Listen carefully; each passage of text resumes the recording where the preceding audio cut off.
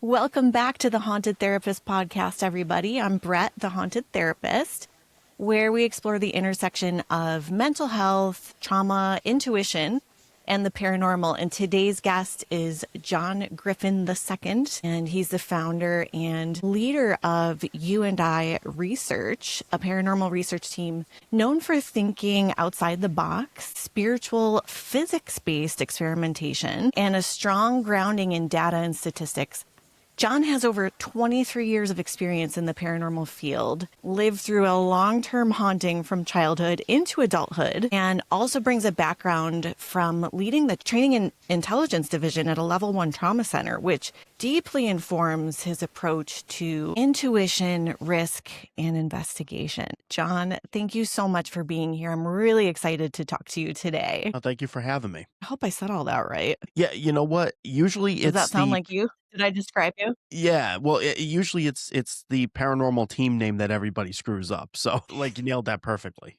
I'd I'd love to start at the beginning because you've been involved in paranormal research for over 2 decades, but your story starts much earlier, right? You lived through a haunting from about age 4 to 19. Can you just give us, take us back a little bit, drop yourself in there, and what was that like for you growing up in an active haunting? So it didn't start off frightening. The first experience was actually an angelic being. Basically, it was a being. It was just a light with what looked like really large wings, and it was one of the most interesting and calming experiences ever. But that was pretty much the good experience. From there, it really took off and took a much darker, more sinister turn.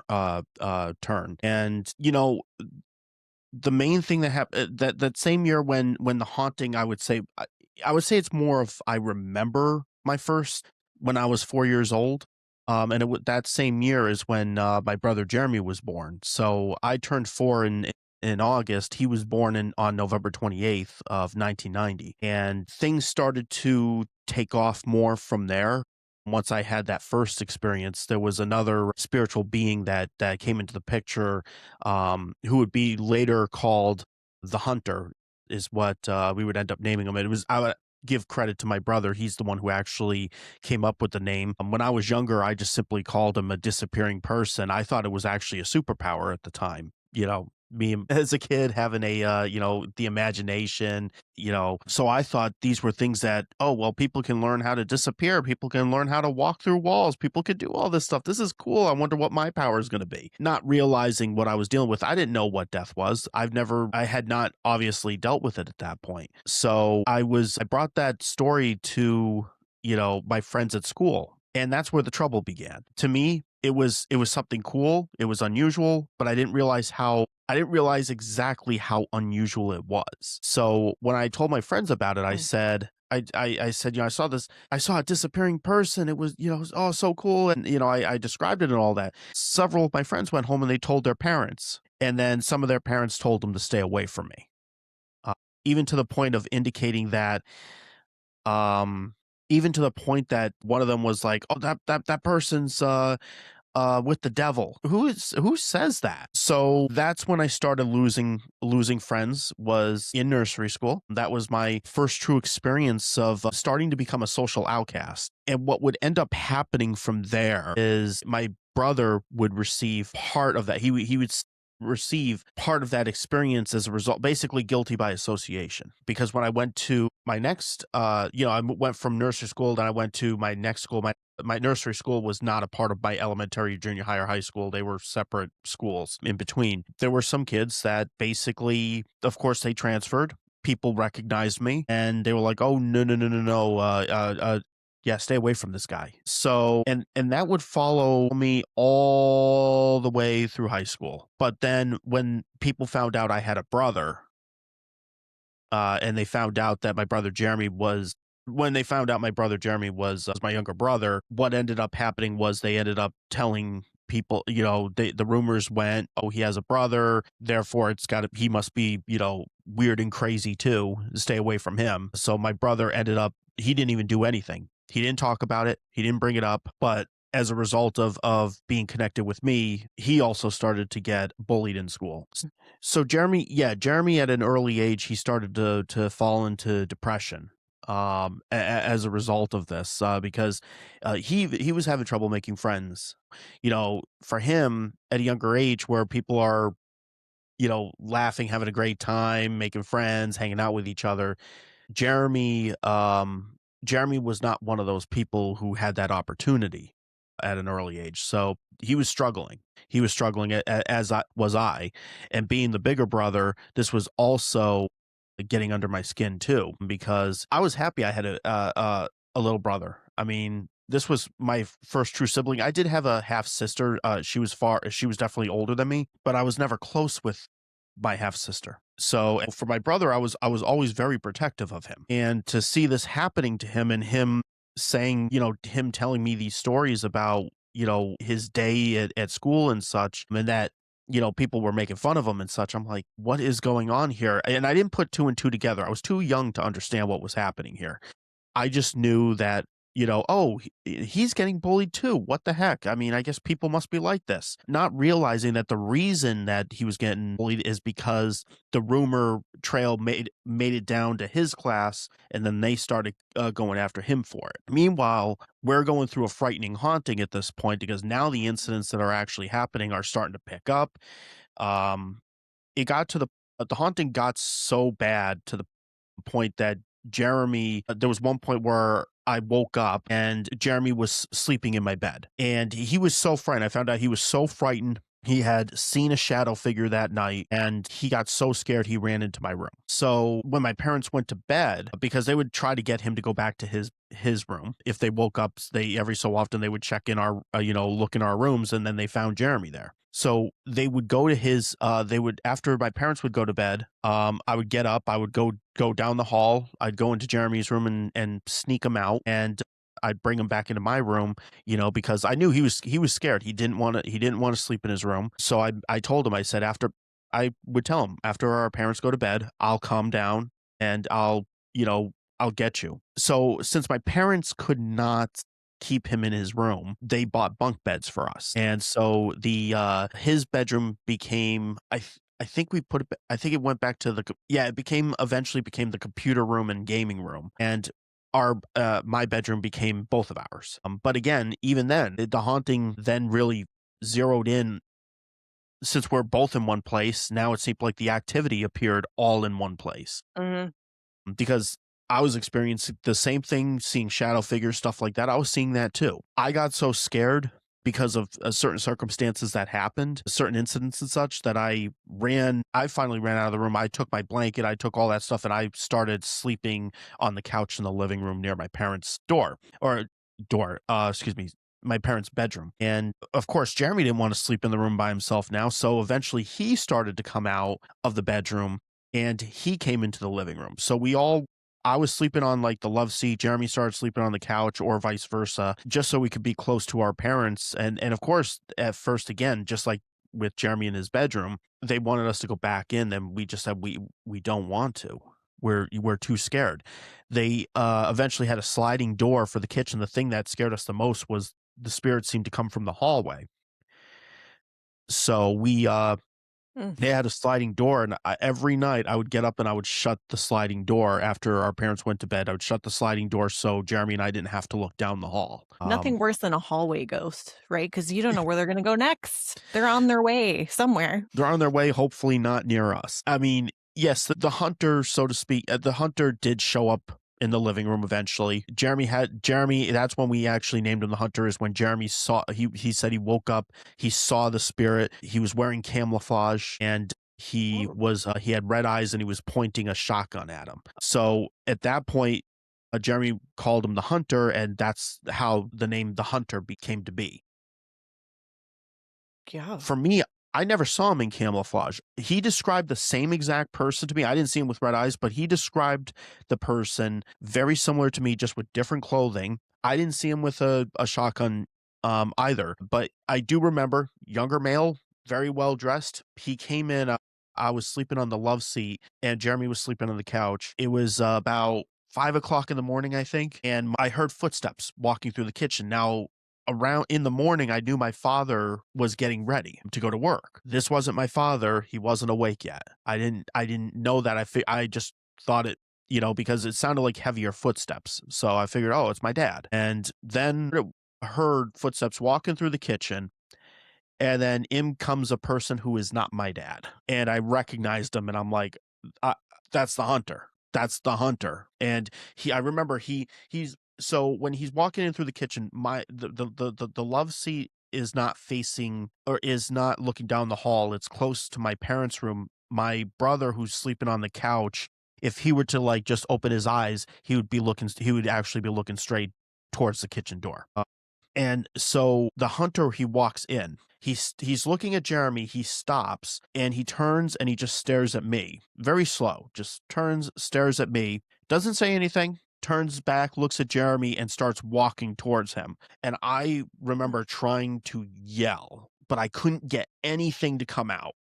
He disappears right before he gets to Jeremy. And that just, it freaked me out. I could tell you now, years later, someone I was dating ended up doing a little bit of a background on the property. And she was like, I think I may have found your hunter. So she sends me a picture. She sends me a picture from an article. And as soon as I saw the person, I was like, holy crap, that looks like it's him. There was a person from the military who used to live in our childhood home. And this was only recent. This was only within the past few years that this was found. I looked up the military branch that he was in to see, do they wear camouflage? They do, because I think it had part of the name. I forgot what, I'd have to go back and look it up, but part of it had like indicated like they did.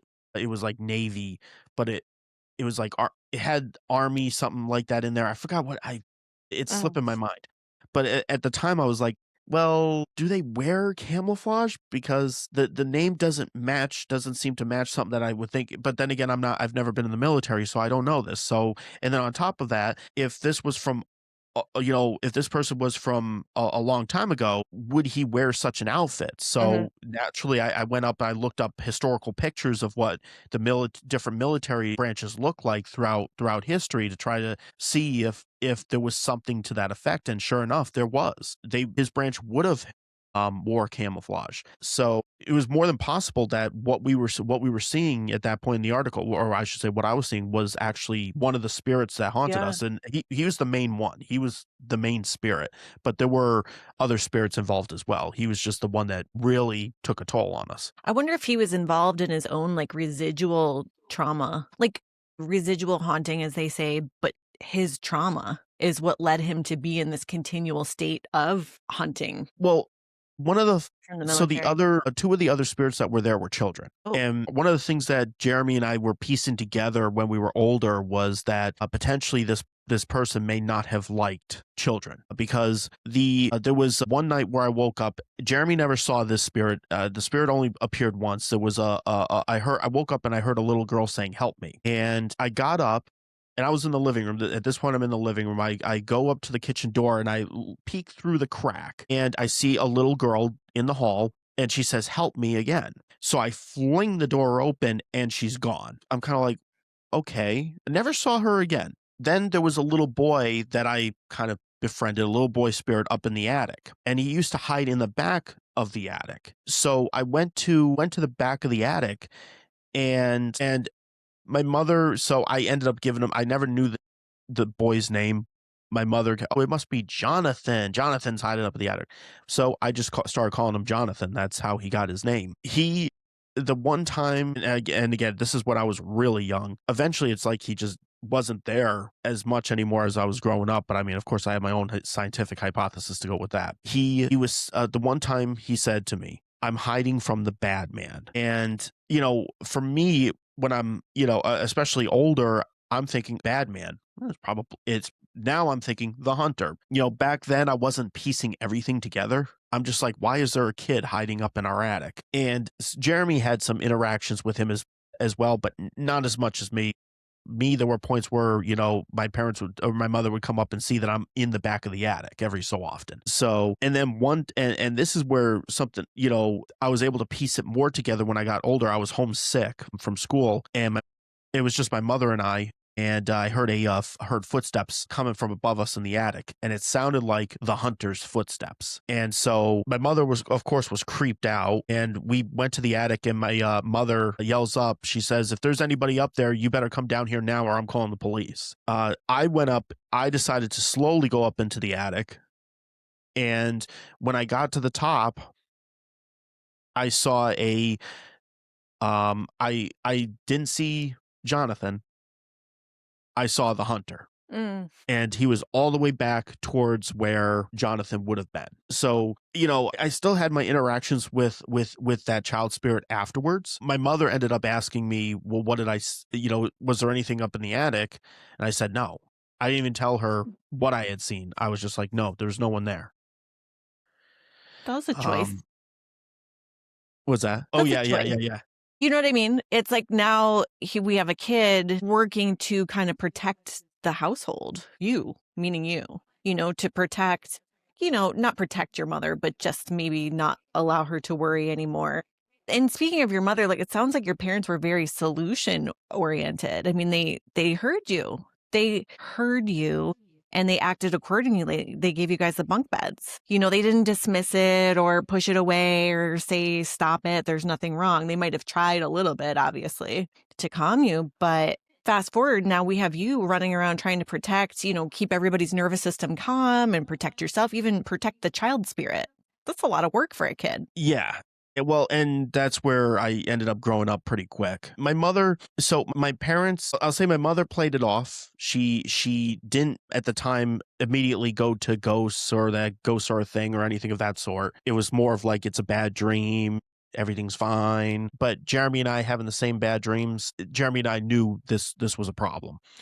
And my dad, he didn't believe in ghosts at all. So at the time, the way we perceived it, or at least for me, I can't fully speak for Jeremy. The way I perceived it, it was, oh, okay, so my friends say I'm of the devil, stay away from me. My parents say, oh, it's a bad dream, no such things as ghosts. Jeremy and I only have each other. And Trauma then bonded. oh You yeah. guys were trauma bonded for real. Yeah, and I think that's also what made us get even like closer together. Like we had a closer relationship because at this point, we pretty much only had each other. I was also in depression as well. So my parents, aside from having obsessive compulsive disorder, I have a symptom called the ritual. And I'm glad that symptom hasn't gone away because that's where my creative side comes out.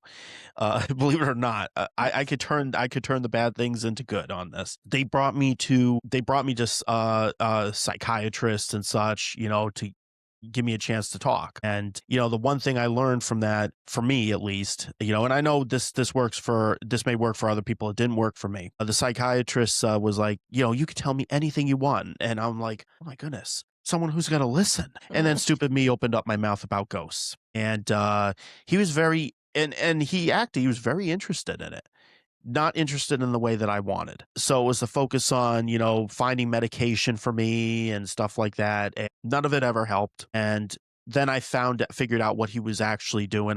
I was getting really smart. I was getting very intelligent. I could pick up on what people were doing. I knew that he wasn't interested in the way that I thought. And I told my parents I'm not interested in talking to people anymore about this stuff. They tried different psychiatrists and I started ignoring them. I just basically, how you doing, John? I'm doing good. Okay, everything's good? Yep. My answers became very short, and I told my parents to stop bringing me to these people. So that aggravated me. I don't remember if my brother went to these or went to any of them. I know he did later on. Like he ended up having, I'll tell you, he became so intuitive that he actually checked himself in because he thought he was going crazy. Mm. And Wow. he Didn't know how to handle it yet. well, this was when he was in his 20s. He actually he drove himself in and checked himself in. And they said, like, I even looked at the paperwork that he had. He was like, I was like, so what did they give you? Like, and they said they couldn't really diagnose me. So they said what they were looking at, they said I was too old to get it. I'm like, okay. And he was like, yeah, see, here's the discharge paperwork. Look at it. So I'm reading through it and I'm like, the paperwork seemed very uncertain of what he had. It only had thoughts of what he might have. So they did put him on some medication. They did try some things. And of course he also had very severe depression. So they of course put him on medication for that. They figured maybe, well, with the depression, maybe this was having an effect on, creating all these other Yeah. issues. But he just yeah, there was a point where he got so strong with his I know people say abilities, so I'll just refer to it as abilities. But there was a point where he actually finally figured out that this is what it was, because he kept on saying at our house that he was hearing our great grandparents talking. Now, of course, I'm not as strong in that category. So there was one point where I heard Jeremy and I were in the living room, and this was outside. This was at our parents' house. My brother still lived with my parents when he passed. But we were at another house now. We had moved out of that other house, and now we're in another one. He's talking. I'm talking to him, and all of a sudden I hear a female that sounds like my great grandmother coming from down the hall. And so I stop and I look, and I'm like, okay. So I didn't say anything. I was like, oh, sorry. Yeah, go on. So we're talking, and then I heard her again, Mm. and like I snapped. I was gonna snap my neck for a second. Turn and look, like, what the heck? And he goes, you heard that, right? You heard that. You heard a woman. I'm like, I said, I was like, yeah, I heard an older woman. And he goes, he actually, like, he was just like, he clapped his hands together, and he was just like, he started tearing up, and he goes, so, and I'm not going to say the exact wording he said, but he goes, so I'm not crazy. And I was like, okay. Like, and it, for him at that moment, it was real. It was confirmation to him that he wasn't hearing things, because he truly thought at a point he was going crazy. Interesting. So we have your early origins, trauma bonding with your brother, outcasted socially for speaking your truth, nurtured by your parents as much as they could. They were probably didn't know how to handle it, maybe, right? Like as a parent, sometimes you're just like, no, it's nothing, even though they might have been wondering too. To fast forward in your life now, and will come back. I'm not trying to go forward, but truly fast forward just to reflect, foreshadow a little bit.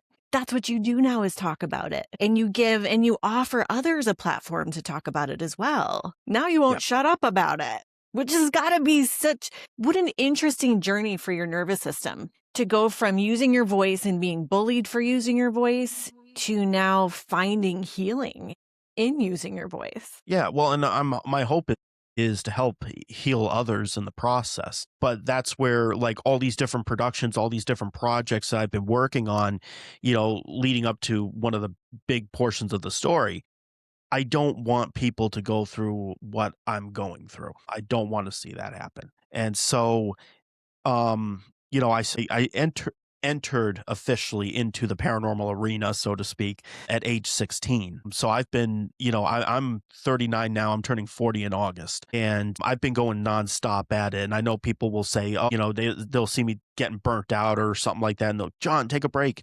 I don't know how to take a break from this. I saw what it did. And I feel like any day that I don't do something, if I don't move forward, even taking one small step, I'm failing everybody else out there, because no one, and it's not even just for me. It's also looking at what my parents have been going through, because I watched things that I should never have had to ever watch in my entire life. And so, I'm thinking about the future as well, what I'm going to ultimately be going through, which I'll get to that in a little bit, because it's kind of like the build up, so to speak, I guess. Yeah, and I think we're on the same page in terms of this story, because the questions that I have outlined for you, you keep literally nailing. It's kind of cool, actually. I should share my notes with you after this, because you're like literally answering as I'm referencing my notes. So yeah, we'll go there together.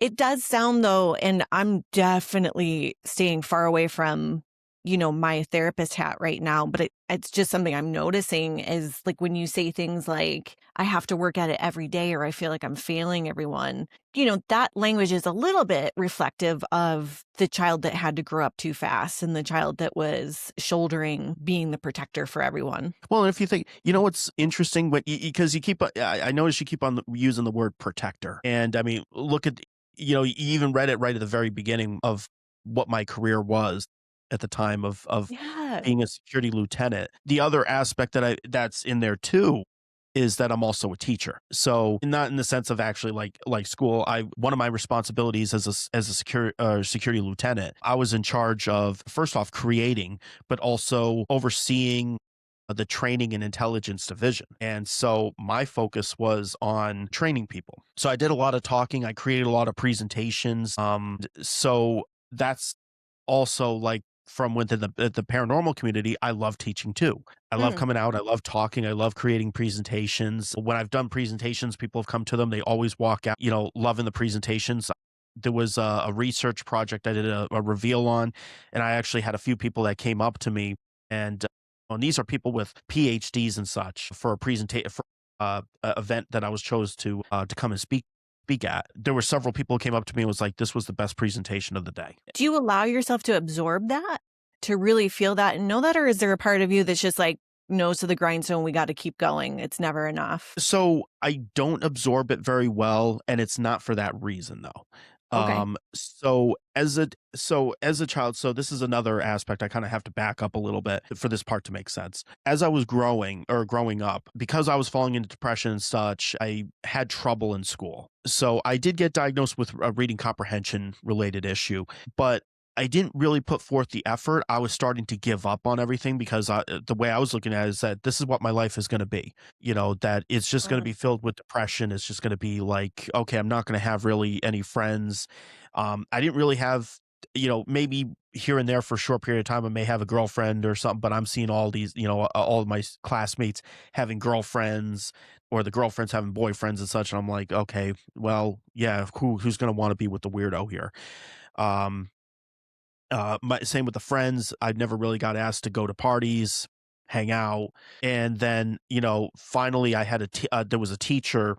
I'm not going to say which grade because it'll give away who it was as much as I really want to say the name. That treated me like I was a nobody. If you had straight A's, I noticed, and because my OCD will pick up on everything. The one thing I noticed is that anybody who was getting straight A's, she would help them. Anybody who was struggling, we didn't get that help. And my point was proven when there was a person who I knew that was extremely smart, straight A's, was up at her desk asking a question. She was sitting there walking through the equation. It was math, walking through the equation with her. I was having a problem with that. I was listening. I was having a problem with that same question. And that's why I was up there. I get up to her and I say, can you help me with this? I don't understand this. The response was, go back to your seat and read it. So the person before me who had a question about the same exact equation, she walked through it with her. But for me, it was go back to your seat and read it. And that's where I ended up getting my first F during my midterms on the midterms and report card was in 5th grade. And I was scared that I was going to have to repeat her class. I did not want to do that. But that followed me. And so that followed me throughout school. I was getting known for F's and D's and on report cards. I would get and part of that was also me starting to give up.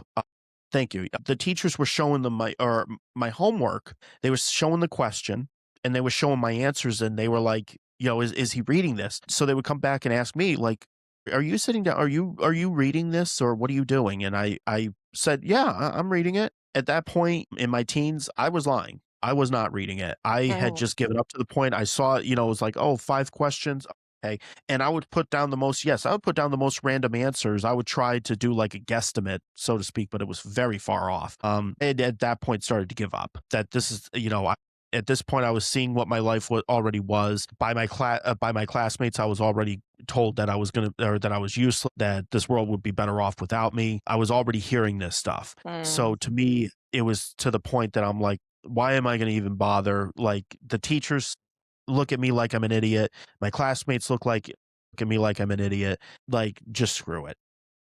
I'm finished with this. And, and it even, but, I know when I put myself to it, like if I want something, I'm going to fight for it. It'll take me a while, but I'll fight for it. I mean, that happened with this time. I definitely won't give the position away. There was a person when I was graduating 12th grade. I was graduating 12th grade with an IEP diploma, which obviously means nothing. And I ended up graduating with a reading comprehension level of 9th grade, according to tests. So I was nowhere near ready for college, according to that. This one person, because I was like, oh yeah, well, I'm going to go to this GED course, and I'm going to take the test within a year, and then I'm going to go off to college. And she said, John, let's be realistic. It's going to take you up to about possibly 10 years to get the GED. 3 years, maybe 3 years. So about 3 to 10 years, I would expect. I'm like, no, I'm going to do this in a year. And they're like, John, no, 3 to 10 years. And I said, a year. And they're like, you're setting yourself up for disappointment. I was like, okay, fine. It came to the point where it's like, if for me, I've came to the realization that the only person that's going to believe in me is going to be myself. So it's either Mm, it's me fighting for myself at this point. So I went that's out, I huge. went to the GED program, and within 9 months, I took the GED, and I came back with a score that was just below being able to get into a state university, but I had passed first shot. And I just remember walking back into my high school, going up to the specific person with the diploma or with the GED in hand. And John, how's it going? How's everything going? I was like, and I had a serious face. I remember my blood boiling and going, I'm doing great. Do you remember when you told me 3 to 10 years and I told you a year? And I took the GED, I slapped it down on her desk, and I said, try 9 months. That must have felt amazing. I didn't get the response I was hoping for. It was like, oh my Mm. goodness, congratulations. It's You like, didn't get it externally. The teacher didn't show it, but something was yeah, going on under the surface in that brain, I'm sure. I certainly hope so. But it drove me nuts because it was like, Yeah. at that point, I was waiting for an apology. Like, you Yeah. know, and so that actually leads up to my point with this about the whole, do I absorb the like the compliments and such like that. I've had to tell people, and I ended up having to explain to someone that's close with Nick Roth, from Deathwalker, for anybody who doesn't know. I got complimented up and down by him and his cinematographer about how intelligent I was and stuff like that. And that's when I recognized something that I do. And it makes me look like I'm stuck up and snotty. I'll just stand there. I won't say thank you. I noticed that. I will not say thank you. You can compliment me up and down, and I'm just literally staring at you.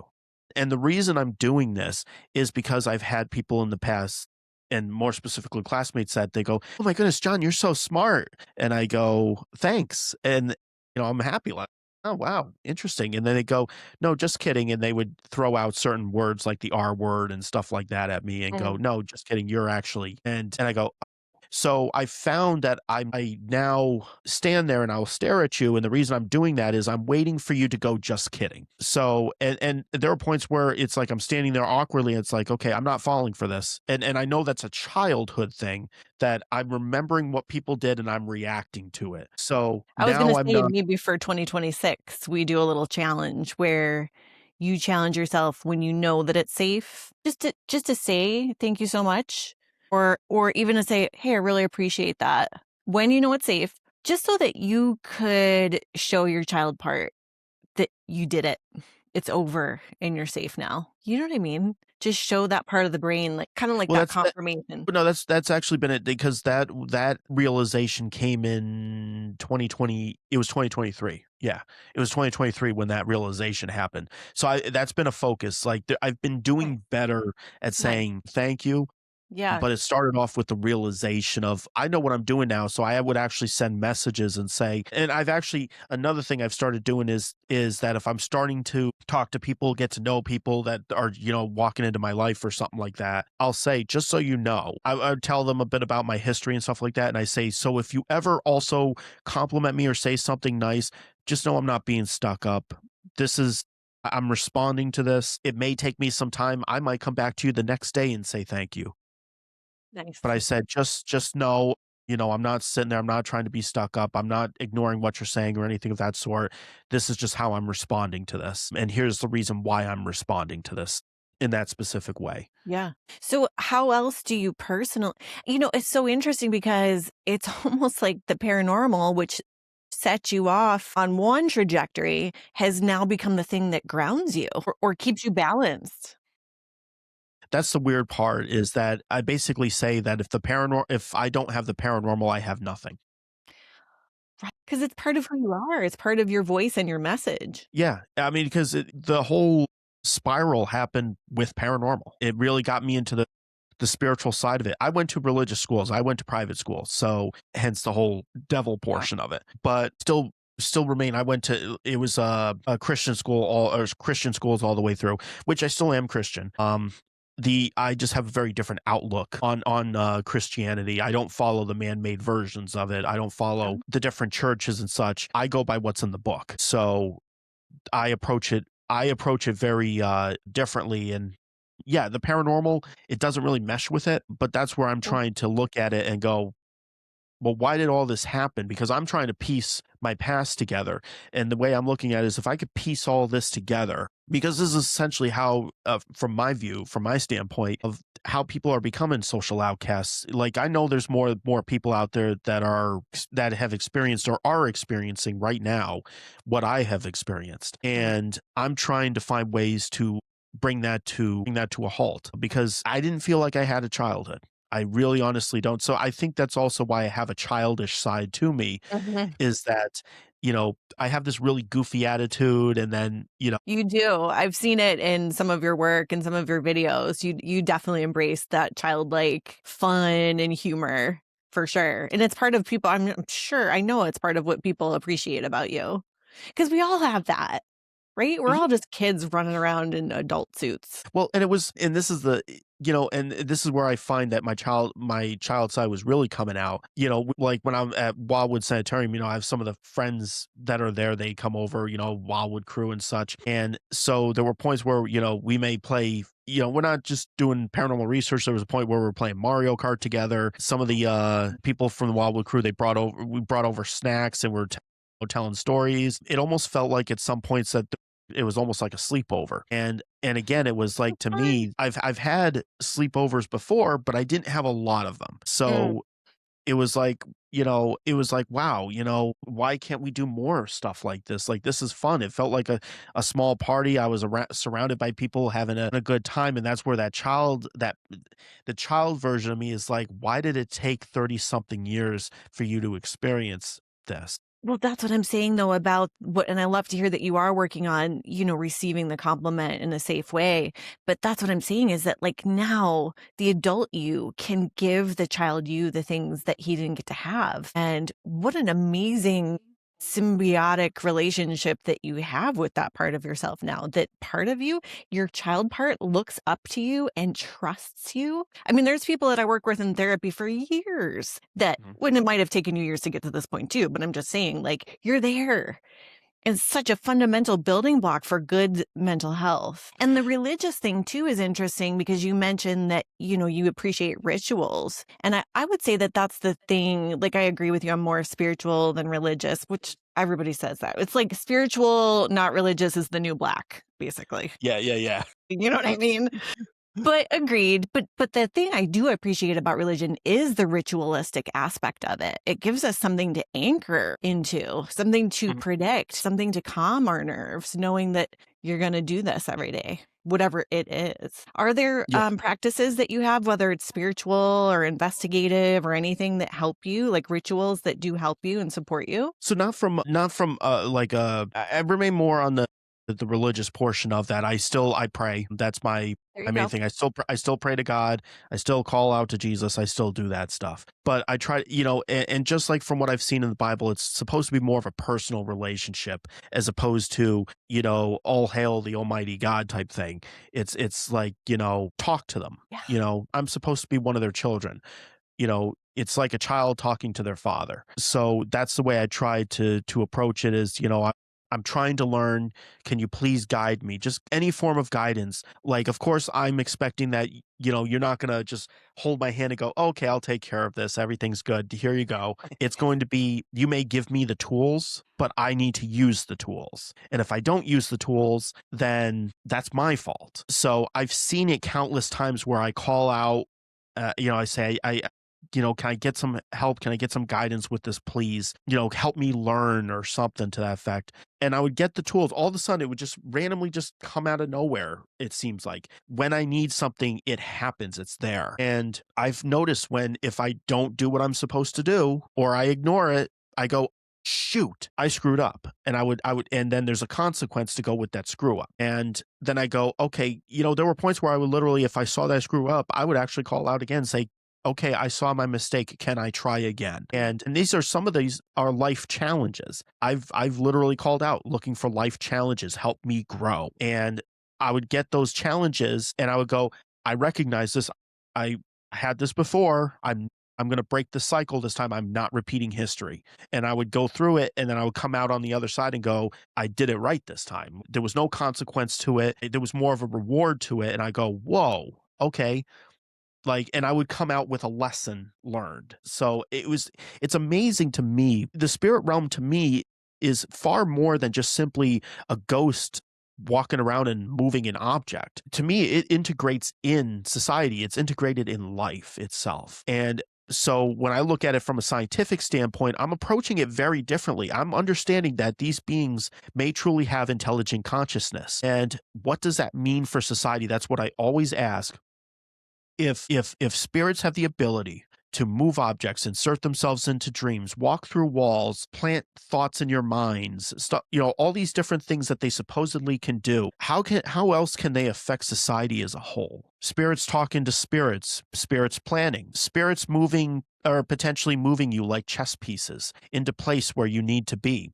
And then based off of your action is based off how they're going to react next. Okay, hold on.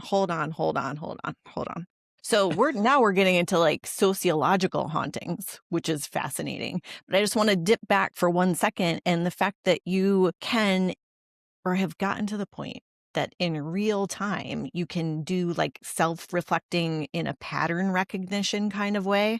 Like patterns are everywhere. Patterns are almost impossible to break. A leaf has patterns, right? Like the Fibonacci sequence, there's patterns everywhere. It's almost impossible to get away from, but you recognize your patterns in real time and ask for help for breaking them.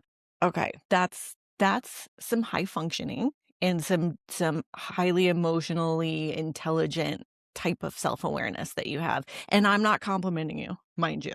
Like, I'm literally just saying what I see in an objective way. So that's something. And that's funny that you started talking about like the scientific portion, because I was going to ask you too, somebody who is deeply intuitive the way that you are, but also highly analytical, right? Like those two things sometimes are at odds. But yeah, go ahead, because I think you're about to talk about the way that you're able to kind of mesh the two or merge the two, maybe. Well, so just to bring up, to backtrack a little bit on something that you brought up was, breaking the cycle, so to speak.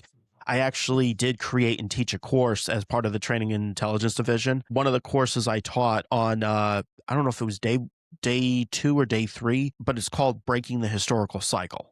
So I was trying to put security officers into a mindset of here's what society does. And I tried to get them to predict it. Okay, an incident occurs. And the biggest one I would use was mass shootings. Okay, a mass shooting has just happened. It's all said and done. The suspect is arrested or neutralized, whatever. What happens next? What's society going to do?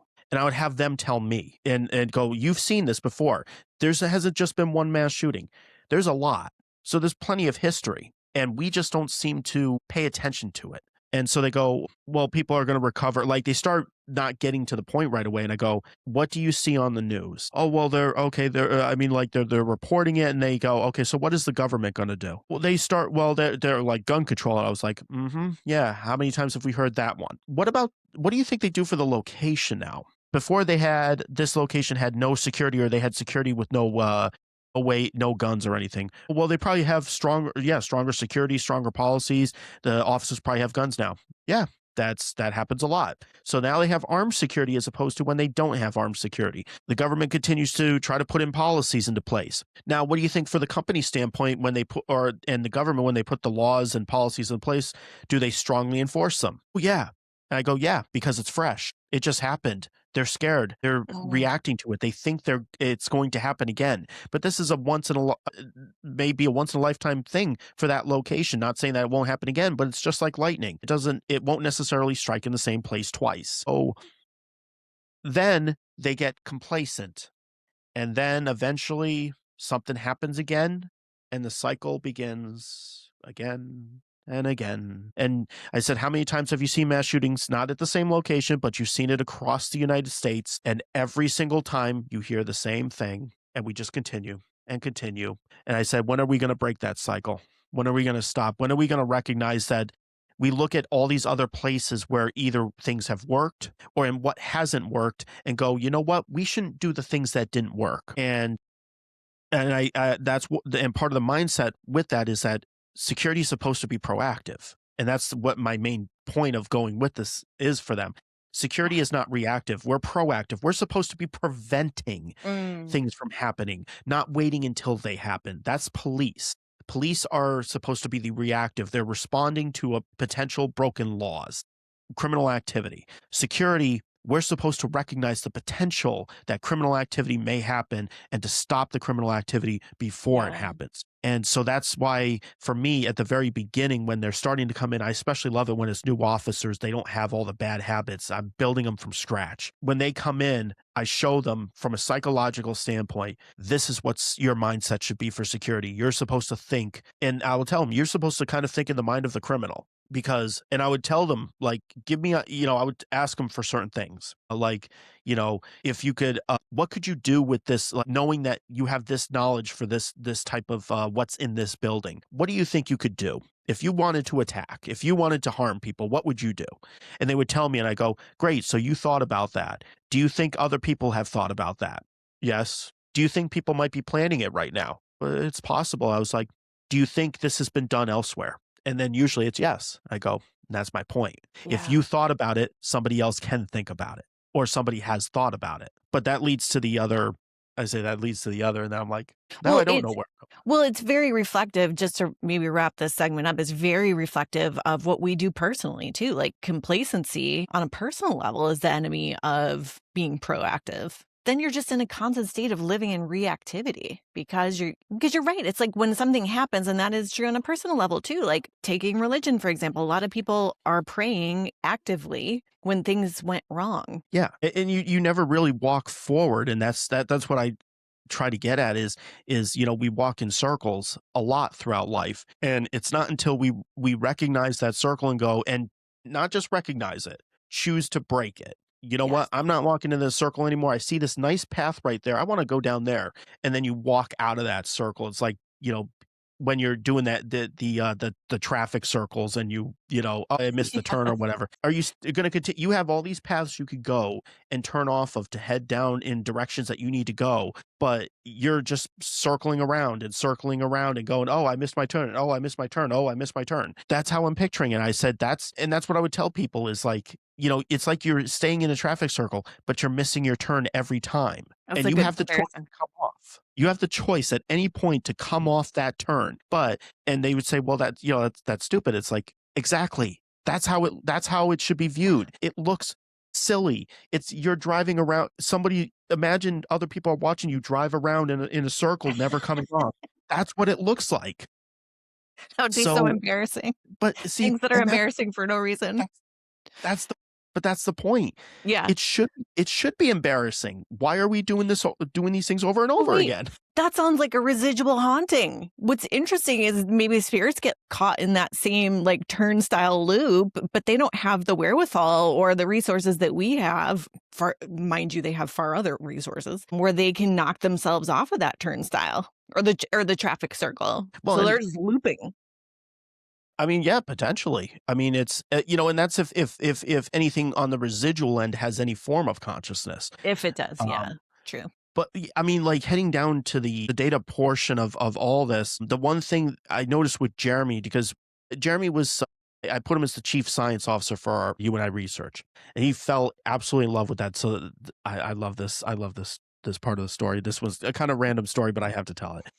I approached him on it because I was like, I'm trying to make a science division for Uini Research. And let me tell you something. My brother built computers for fun. He was just an absolute genius and well beyond, when it comes down to like knowledge and stuff, well beyond my intelligence level. I came up to him and I approached him and I said, I would like you to lead the science division. And he lit up. You could tell when a depressed person lights up, you've made their day. You've really made their day. they can't hide it. And with him, he lit up and he just goes, "I'll do it, but under one condition." And I go, "What's that?" And he goes, "I want to wear a lab coat." And I go, "That's kind of awesome." It's like, yeah, yeah, let's do that. So that became his thing. He started off wearing a gray lab coat. That was the first lab coat that he had, and eventually he switched to a white lab coat. And at the time I was like, huh, you know what? It would be fun to have both the Griffin brothers wear lab coats. But I was like, you know what? No, no, no, no, no, no, no. I'm being selfish at this point. This is Jeremy's thing. This is Jeremy's thing. And he became recognized for that. He became, we would host events at Wildwood Sanitarium and such. He became as known. He ended up at many points having longer hair, so people they came up to me. If they didn't remember his name, they go, "Oh, is your brother here? The one with the lab coat and the long, it was the lab coat and the hair. Why the hair?" But anytime they said the lab coat, it was, yeah, I was like, yeah, my brother Jeremy, he'll be here next time or what have you. And Jeremy, at Wildwood, he very scientific, like I said, very scientific. He was very mathematics and statistics based. I'm numerology and statistics based. And so for both of us meshing together, we essentially completed each other, so to speak, when it came down to knowledge wise. Like, we both understood statistics. We understood the trend identification. He was far better with the math and creating these highly complex equations, and I focused on the spiritual portion of numerology. And so he did a lot at Wildwood Sanitarium, where at the end, when we were done with doing our research, he liked to do his own physics-based research. A lot of times he would try to reach out to Dr. Henderson, the spirit of Dr. Henderson there, and he always sat in one spot at Wildwood up in the seance room. And he would either sit in that one chair, or he was over at the pendulum, trying to get him to write equations in the pendulum. That's where his But picture is, right? By the pendulum? yes, yes, yes. And the chair that you may have seen where the The lab lab coat coat was, is. I was gonna say that's his that lab coat, right? Yeah. that's actually not his lab coat. Oh, okay. Um, It's a um, lab coat. it was Lori's lab coat because she did Oh, medical work as well, but that lab coat was put there. That was where Jeremy used to sit. So long as it's where it was when, because I know you were there when you walked up there. It's usually that's where it by was. the that one window. Yep, it So, was but there. that's where we have video of him actually sitting in that chair doing his thing. So he filmed himself. I'm glad he did. But that's, yeah. He really loved that place and he loved that room. He did so many different experiments and such there. But he was also super psychic. I hate using the word psychic, but let's be real. I mean, that's pretty much by definition what he was. But he was also very scientific, and I'm like, there were points where I'm like, we're supposed to be scientific, blah blah blah blah blah, and he goes, "John, we need to. The body is a tool. Like, we need to, in order to understand spirituality as a whole, we have to use abilities as well." Because I was trying to say, don't use your abilities. We need to stick with this. And he said he didn't agree, and we would go back and forth on that. Because I'm thinking, like, how do you put psychic with science? And I figured that he would be more of that person who would do that, where I was always more of the spiritual person. He wasn't very spiritual. Like, he didn't. Well, last I knew, he wasn't really praying. He wasn't doing any of that. Where I'm more of that spiritual person. So you would think I would be the one who'd be sitting there going, "Oh yeah, we got to use some psychic abilities in this." I was the opposite, and he was telling me as a Mm. chief science officer, "No, we shouldn't be doing that. Oh, We should be trying this." interesting. The yin and yang. So it was very, it was definitely an interesting dynamic. So, and I would later find that he was right, because now it's that interest of, if I can understand how that part of the activity works, I can understand more about spirits and vice versa. So I've always been focused on understanding the composition of a spirit. What are they truly made out of?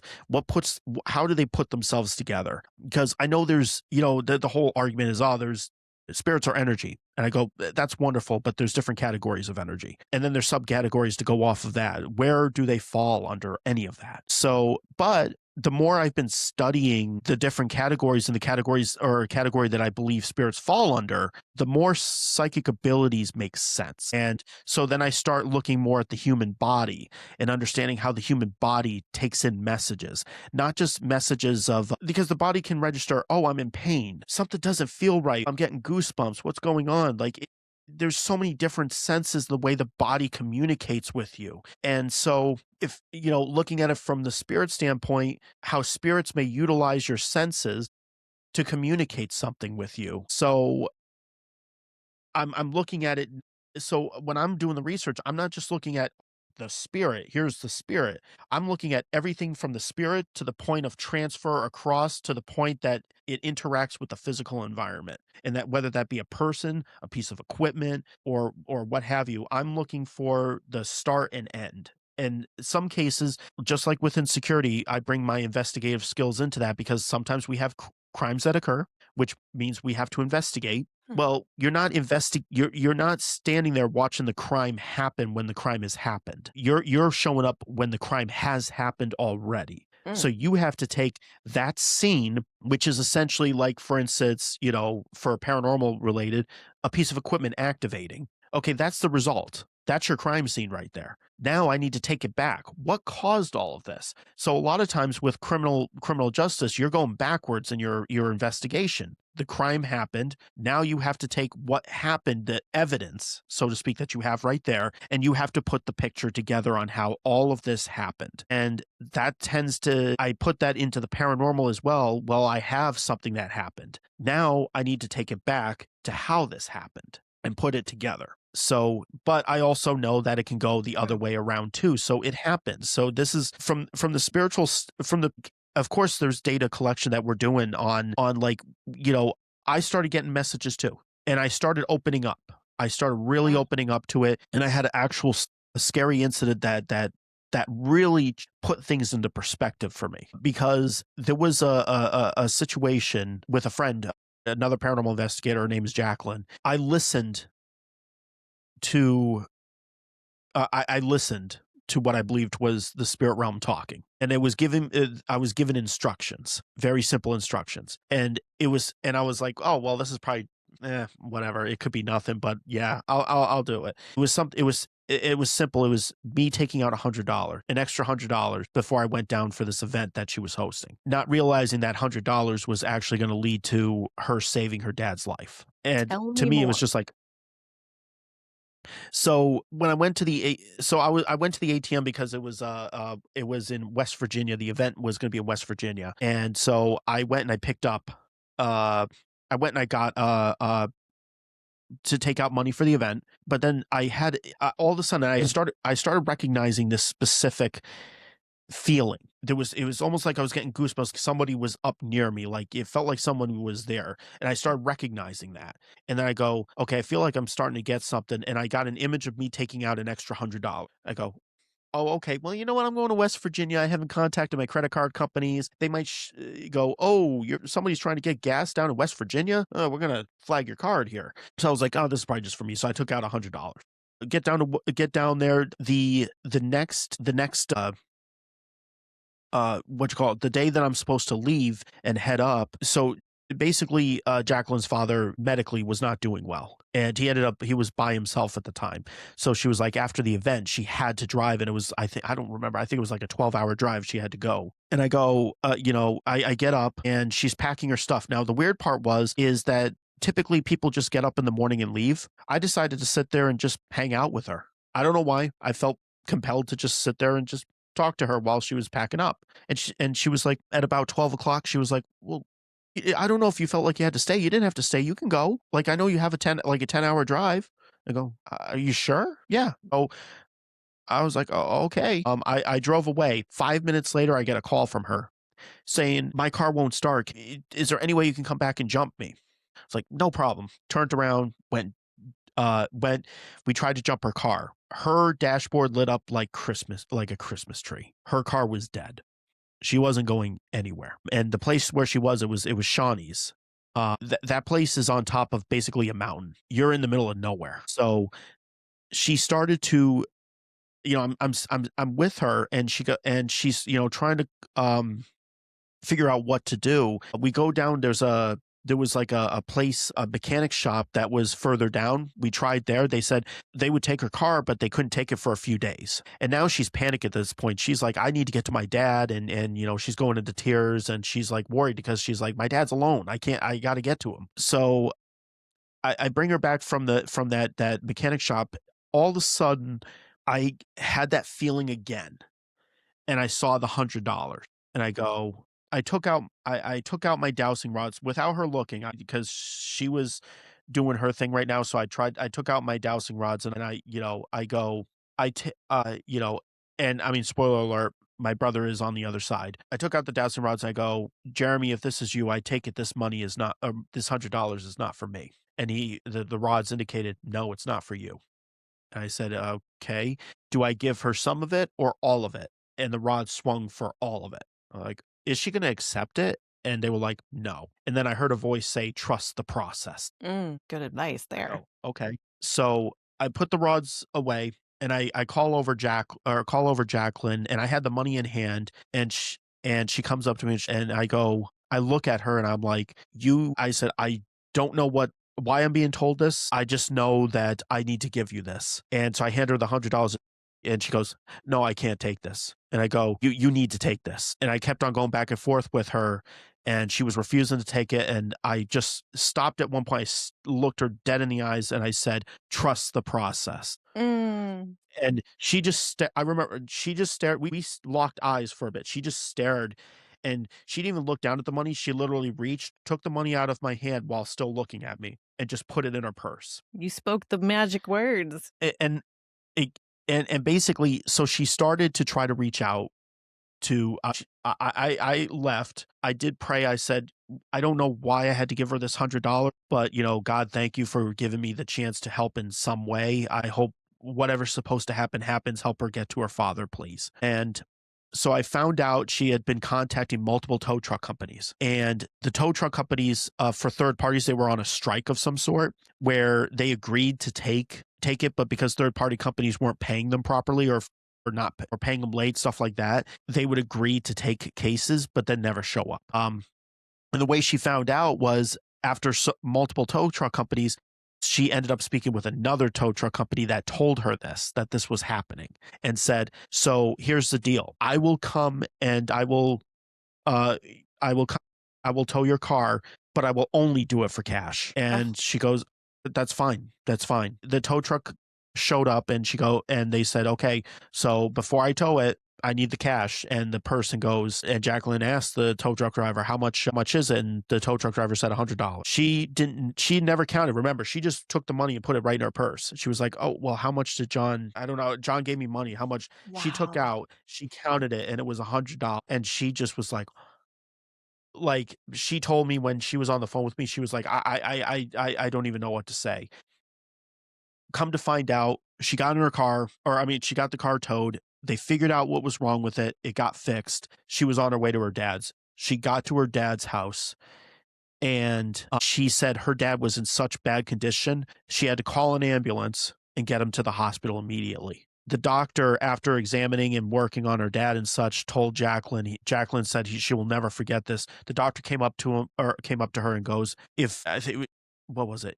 It was he comes up and goes, one more day, saying if you had not gotten him to the hospital when you did, you wouldn't have your father." So important that you trusted your gut in that moment, or whatever was going on. Like you said, we have access to these messages. It's just that we're not listening most of the time. We're too caught up in our own thoughts and our own issues. And in terms of evolution, probably, we're the way life is now, we're not used to listening to any of those messages. We don't think it matters. We don't even think that it's a real thing. And not even Well, speaking of the spirit realm, but like our own gut feeling too.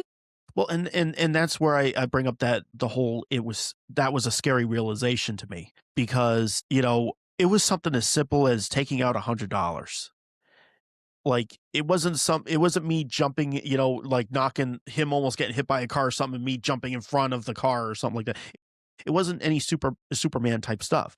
It was handing 100. I thought about the fact that, wow, if I did not listen, she would be burying her dad right now. Mm. And I'm like, that's scary. That's scary, that knowing that I stood between, at that moment, not saying that anything else could have potentially prevented it, but there was a chance that at that moment, my decision would have impacted somebody else's life on a major level. There's that protector that protector role of yours again that's been following you your whole life, not in a burden way, but just in a calling almost, That's crazy. You have so many themes. I wear many hats. You wear many hats, and I want to make sure that we touch on all of them too. Like, I wanted to ask you how you even came to be connected with Wildwood, or even came to be connected, how you got on Deathwalker. It's so funny because over the summer, I before we went to the Dunkirk Lighthouse, I decided to watch everything I could on it. And so, or maybe it was the spring. And so I put on that episode actually. And you stood out to me. I was like, oh, he seems like really engaging and like easy to follow and listen to and understand, almost like the teacher thing, like you were talking about. You were like the highlight of that episode. And then fast forward into real time, I was like, I know him. I saw him on TV. That was weird. That was really surreal, actually. So wherever you feel like you want to jump in, I would love to hear how you got connected with Wildwood, how you ever came across being able to be on Nick Groff's show. And then I want to eventually get to your book. Yes. So this is where the conversation is going to start taking for the audience, this is where the conversation is going to start taking a darker turn. So Wildwood Sanitarium, so Jeremy and I were doing a study back in 2018. It was part of our manifestation project that would later turn into what's called now Project Apparition Hall. That we were focusing on trying to understand more of the manifest like apparitions. And one of the things we were trying to do was indicate specific types of environments in which apparitions were more likely to appear. And so one of the things I looked at, weirdly enough, besides the numbers, I looked in the Bible and I noticed one common trend is that they spoke with spirits or God. They would walk up, a mountain. They were going to a higher elevation, and I'm like, well, why? Like even Jesus did that. Jesus went and spoke with I think it was it was Moses and Elijah. He spoke with the spirits of Moses and Elijah up on a mountain. Why not just have the spirit of Moses and Elijah come to a house in Jerusalem or something like that and go, oh hey, it's me, Moses, and it's Elijah. And like, oh yeah, hey, let's have dinner together or something like that, And I'm like, why? So I did research up on mountains, or like higher elevations. What's the difference between, because I already had a hypothesis going about the specific environments needed for apparitions. Higher elevation actually matched the hypothesis more so. And I'm like, wait a second. Okay. That's So so we need to interesting. do a comparison. Do we have haunted locations that one is at a higher elevation and one is nearby that's at a lower elevation? And so Jeremy and I did research and we came across the Hinsdale House at Wildwood Sanitarium. Never been to either one of these places. So we wanted to make a prediction. Hinsdale House is going to have higher apparition activity. Wildwood Sanitarium is going to be more audio related. That was our prediction. Hinsdale House was our first stop. We did a 2-day road trip. It was Hinsdale House first, Wildwood Sanitarium second. Jeremy was using long exposure photography as our new method of trying to capture, because his focus was more on light.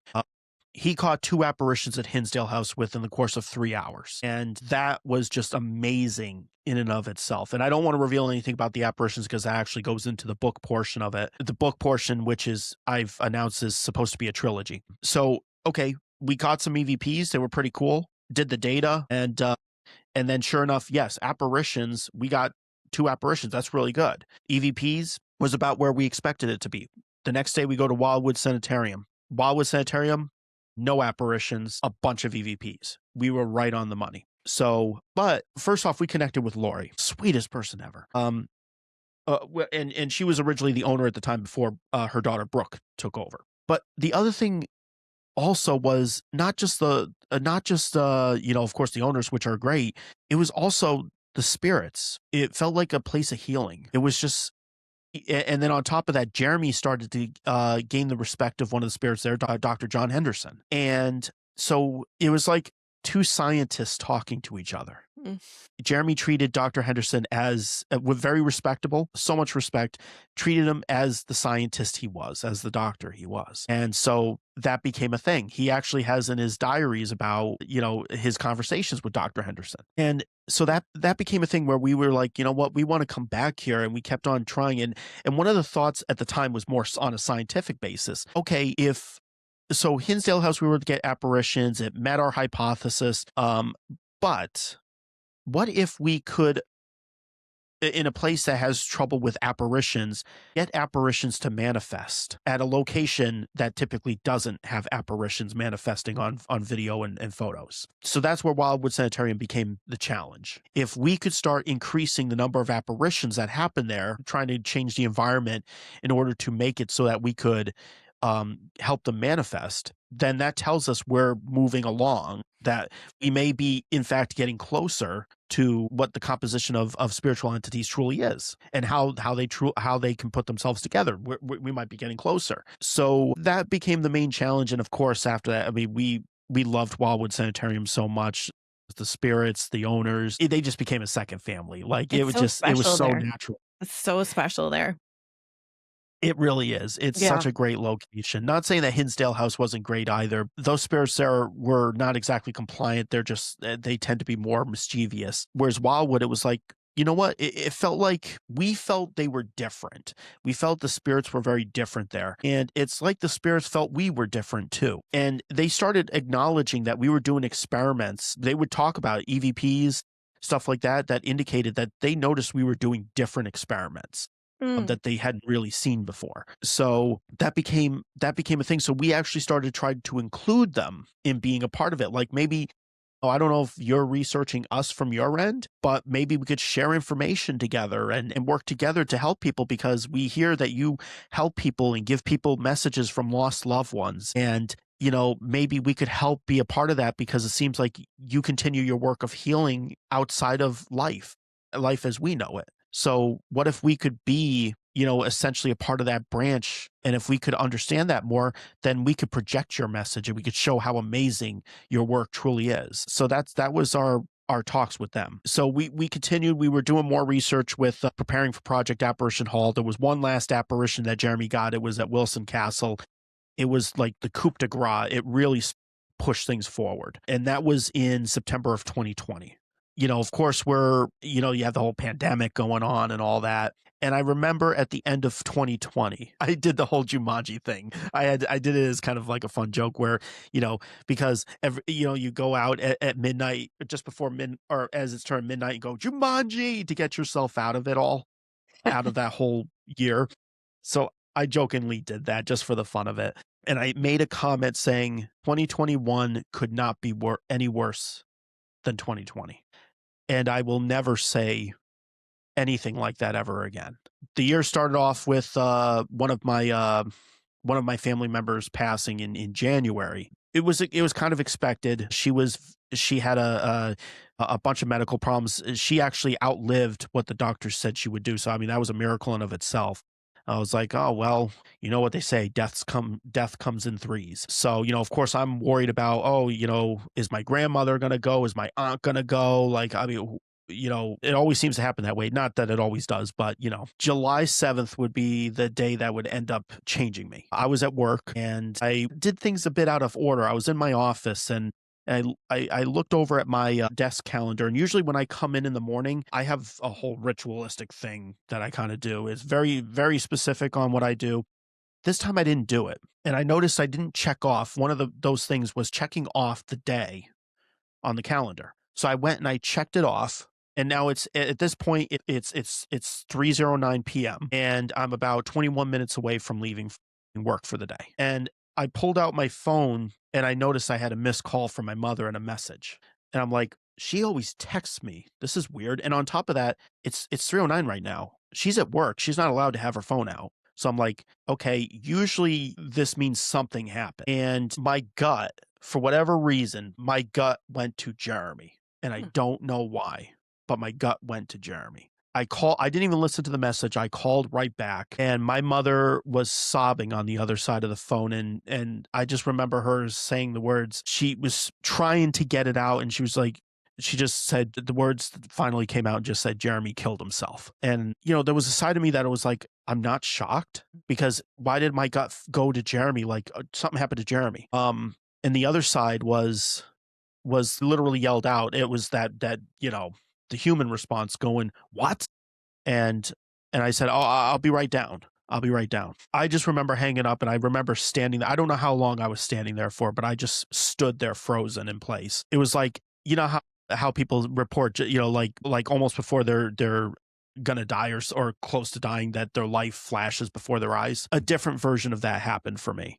Mm. It was our lives flashed before my eyes. Um, Childhood, all the way up to, to things that we did, all the way to the discussions of what our hopes and dreams were. And I saw those at that moment. The best I could describe it is I saw my hopes and dreams of both of us together crash at that very moment.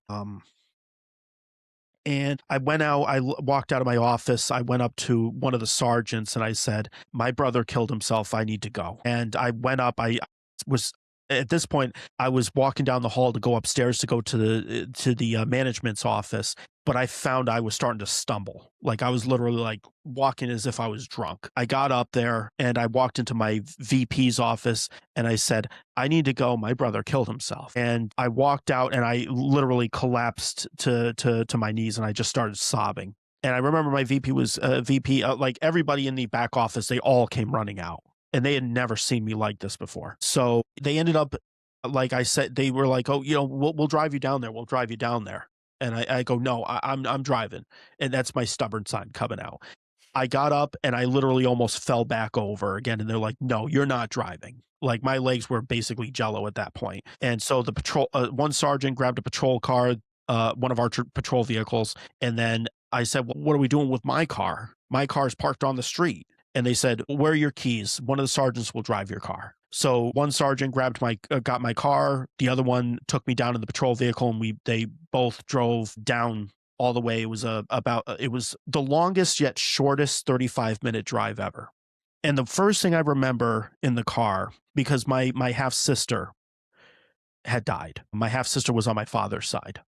My father's the one who found my brother. So my half sister died at age 23, 3 days before her 24th birthday. And now he lost his son. This officially made me the only child at this moment. And I remember thinking to myself, my dad's going to feel like he's the worst father in the world right now. 2 of his kids are gone out of 3. And on top of that, he found my brother. Jeremy took his life using a rifle, a shot to the head, and my dad did hear the shot go off. So I'm being, I'm getting driven down there, and I remember the one thing I remember. I don't remember much. It was all pictures almost. I remember that moment where I'm on, and it was specifically Madison Avenue. I remember having that thought about my dad.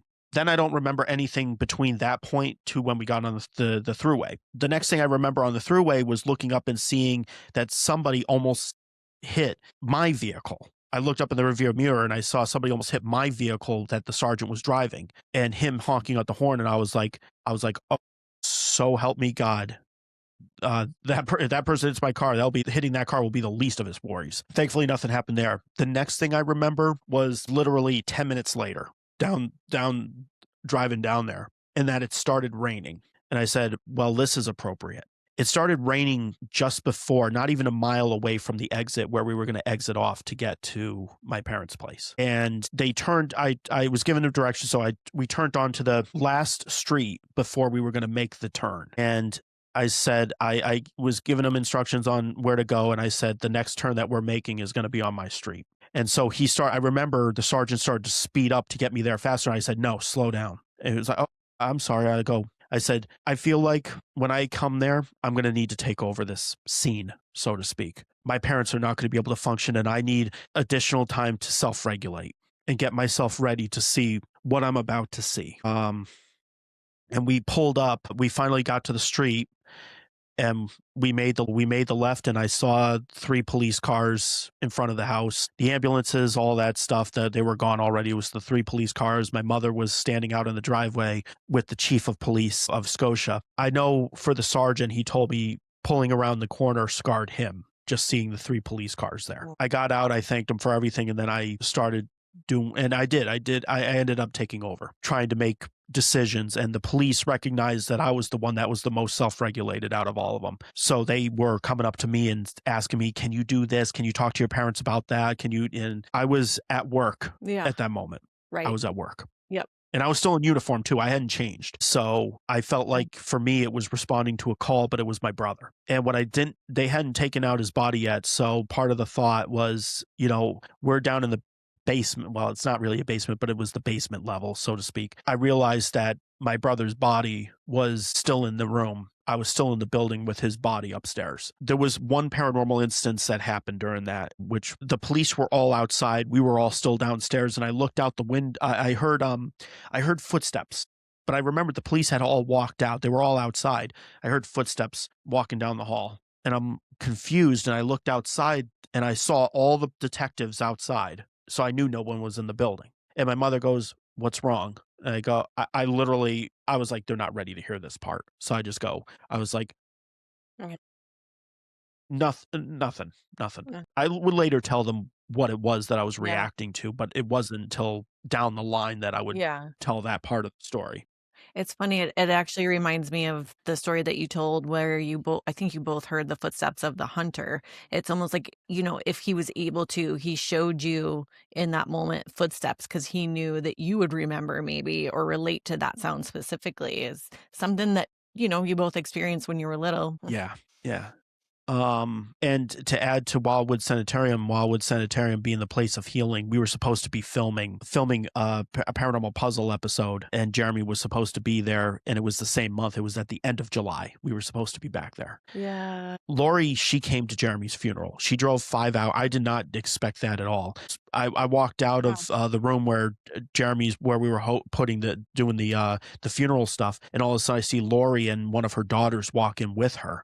And I'm like, I started to break down into tears. I was like, wow, Lori drove over 5 hours to come to a funeral. That's how much of an impact Jeremy had on Wildwood. And it would also be the first place that I would make official contact with Jeremy. So that place you are deeply emotionally tied to, you're actually almost trauma bonded with Wildwood as well. That's another pattern you have is trauma bonding. What starts as seems to trauma be. bonding, but then deepens into something more spiritual and more complete than, just trauma bond. Interesting. There always seems to be some connection. Oh my God, you have so many golden threads. Just listening to your story, so many golden threads that have run through your life and connected everything and just deepened the meaning of your life completely or your purpose. Mhm. Can you talk a little bit just for the listeners about, because obviously haunted therapists focusing on healing and coping skills and all that, like what kind of coping skills do you use for your grief and grieving with your brother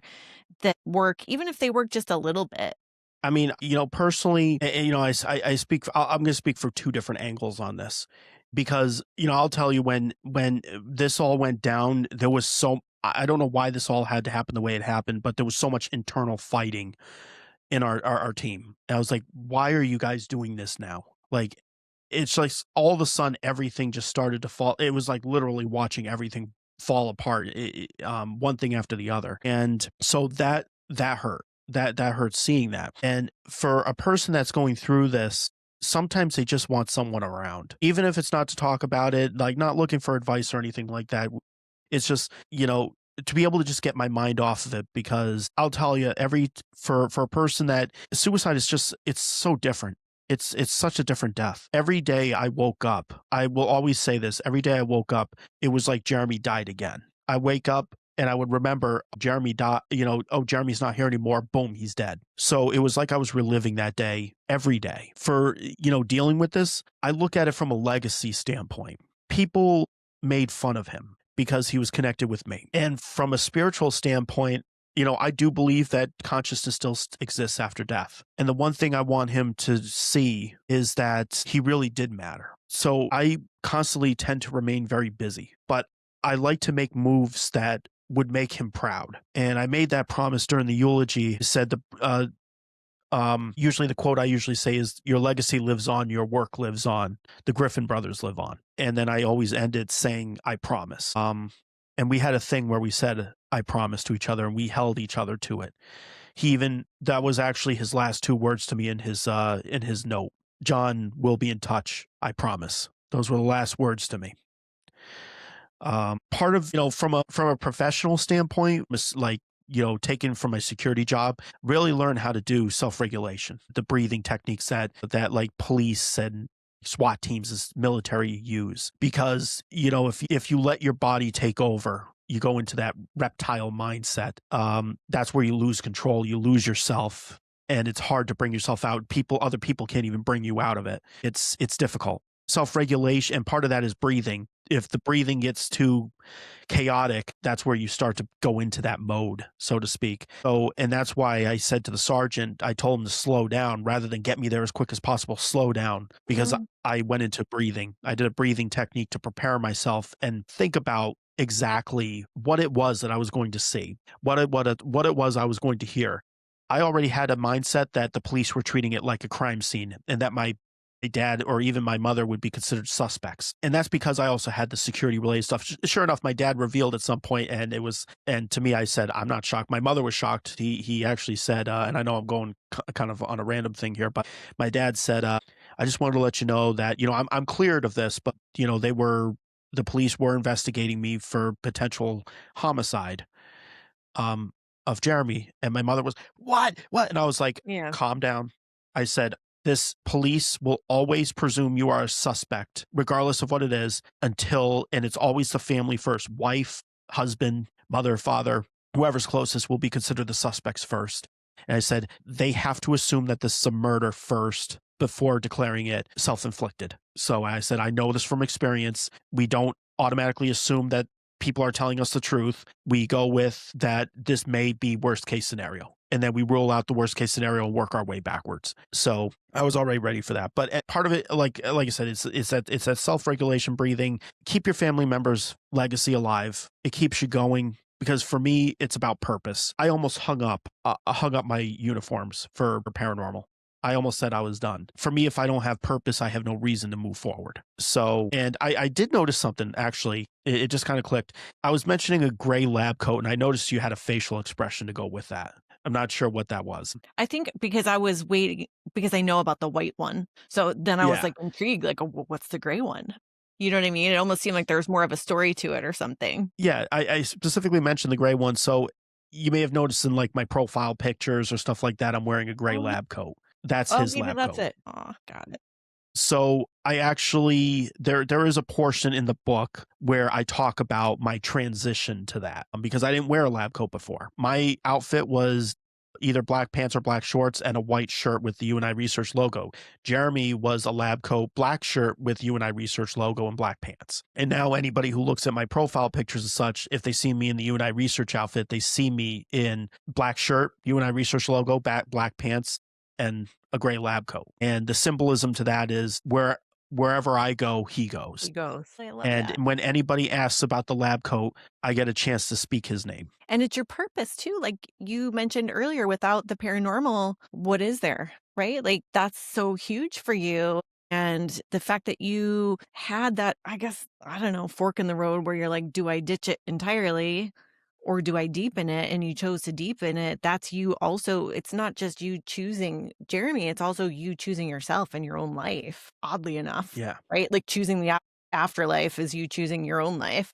Yeah. And the other thing I can tell people too, for if you ever experience losing a family member in this way, is that you're going to, and I never experienced this before until this, you're going to think, if like you have family, like let's say it's you're in my position where it's, you lost a sibling and you have your mother, father, and then yourself, so to speak, and you're all experiencing this, you're all dealing with it, you're all close to each other like we were. You're going to have the mindset that one of your family members, whether it's your mother, father, or yourself, you're all looking at each other thinking that you're going to end up doing it too because of what happened. Interesting. And I found they were worried that I was going to end my life. My mother was worried that I was going to end my life, and my father was worried that my mother and I were going to end my life, and I thought they were going to end each other. And that really, it did happen.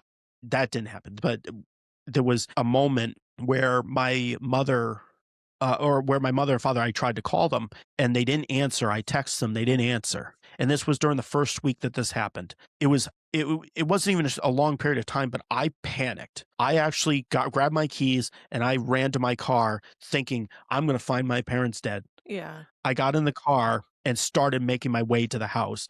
And I only got a block down, and all of a sudden my phone rang and it was my mother. Hi, what's going on? I was like, oh my God. I'm like, I was on my way down. I thought you guys did something to yourself. Do you feel like you've gotten This through that?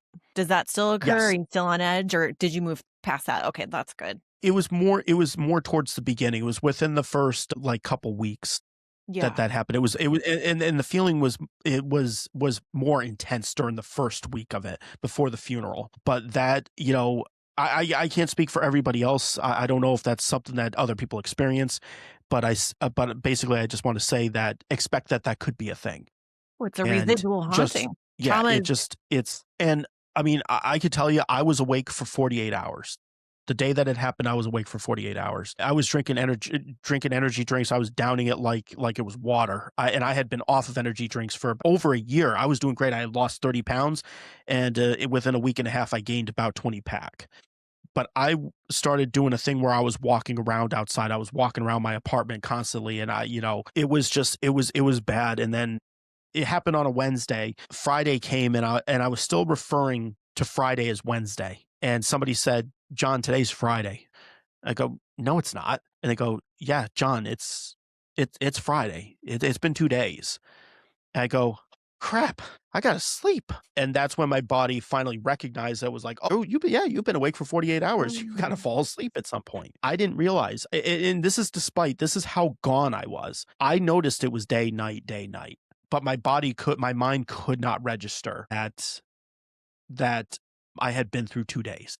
which which is probably how spirits feel too, right? Like just noticing the passage of time or noticing changes on the earth or in outer space, the environment, wherever the sun is, but not registering what that means, right? Like so for a little while you were trapped in that in between of not Yeah, oh, registering. Yeah. I could definitely say I was. That's actually a good wording for it. Was feeling trapped. Um, it was a night. This was a nightmare wish. I wouldn't wish this on my worst enemy. This is the worst feeling in the world. Like, I mean, yeah, of course I would be sad if my brother had passed of a medical condition, or a car accident or something like that. Of course I would be extremely sad, and I would continue to honor him Yeah. in his legacy and such.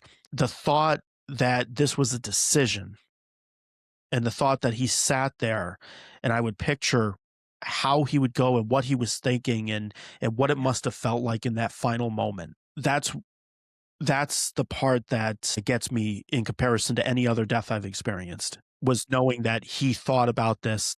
He had a note. He went and got the gun and put it up to his chin. And then he actually had the ability, or he had the, I would say, the guts, so to speak, to actually pull the trigger. Yeah. That's, and this is another thing too, for people who may experience the whole haunt, or the whole this type of situation. One thing that will irk me is when people are like, even if it's a criminal, well, they took the easy way out. And I found myself getting angry to that now. Like, I didn't get angry before. I was like, "Oh, they took the easy way out." Now I like, there was one person I got so angry at for saying that, because they said that about a person who took their life, not my brother.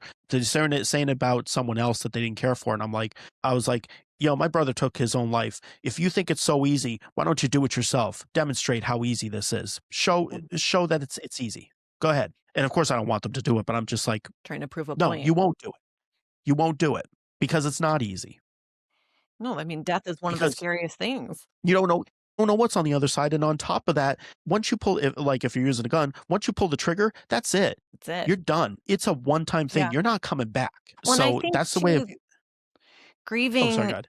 like you were saying, the point that you were making is you would have been sad losing him regardless. And I Yeah, think that the commonality there, the common denominator losing someone through suicide is a different type of anger almost towards that person, which can be very confusing. Because the yeah. brain wants to, like, if he had died of natural causes, you'd shake your fist at God. Why, God, why? If he died at a car accident, you'd be, have to dig deep to be able to forgive the person that caused it or whatever. There's always anger that comes with grief. And with suicide, boom, the anger goes right to that person, which can be very confusing. Well, the anger went two ways for me. One, the anger did go to him. I did yell that day.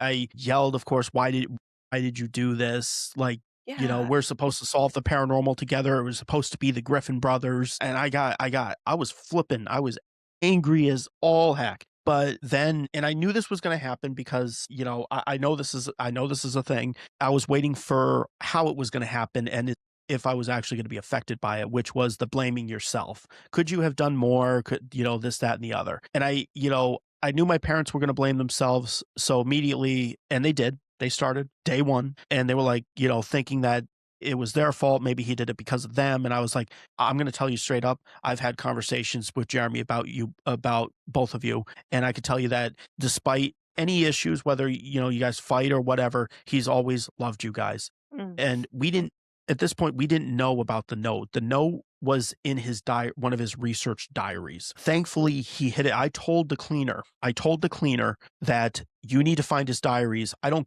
he was like, well, yeah, we're going to go through, we're going to trash anything that's not sanitary, because they said the scene was bad. It was one of the worst they've ever seen ever. And they said, we'll try to find it and I said, I don't care if there's him all over it. I want those diaries. And they said, well, we could probably make copies if that ends up being a case scenario where it has to be disposed of. And I said, I don't care. Get me those diaries. And I also said, look for the lab coats too, because that was very symbolic of him. And I wanted to do something to honor him with it. Yeah. His white lab coats didn't make it. They were one of those things that got destroyed in the scene, except for the gray lab coat. The gray lab coat was in the closet. And that was the Wow. first lab coat he ever wore on our team. So very symbolic. They did find all his diaries. I did get all his original diaries. His one diary where he wrote the note was found under a pillow, on his bed. We didn't know there was a note yet. My parents were like, he left us nothing. We don't know why he did this. Why did he do this? And I remember at the time before the note was found, I go, honestly, I don't know if I want a note. And my thought process to that was, maybe if there was no note, maybe he wasn't thinking at the time. I could maybe feel a bit better about that maybe he was just insane at the moment and that's what happened and he wasn't fully there. Yeah. And that it wasn't fully planned. But a note may tell me this was planned well in advance. And I don't know how I'd feel about that. Well, the note was found 5 days later because we had the property that was the property that wasn't destroyed. I had them take it away for a week because we didn't want to go through it at the time. Like, this was too Yeah. new. So they brought it back a week later. Thankfully, the diaries were all there.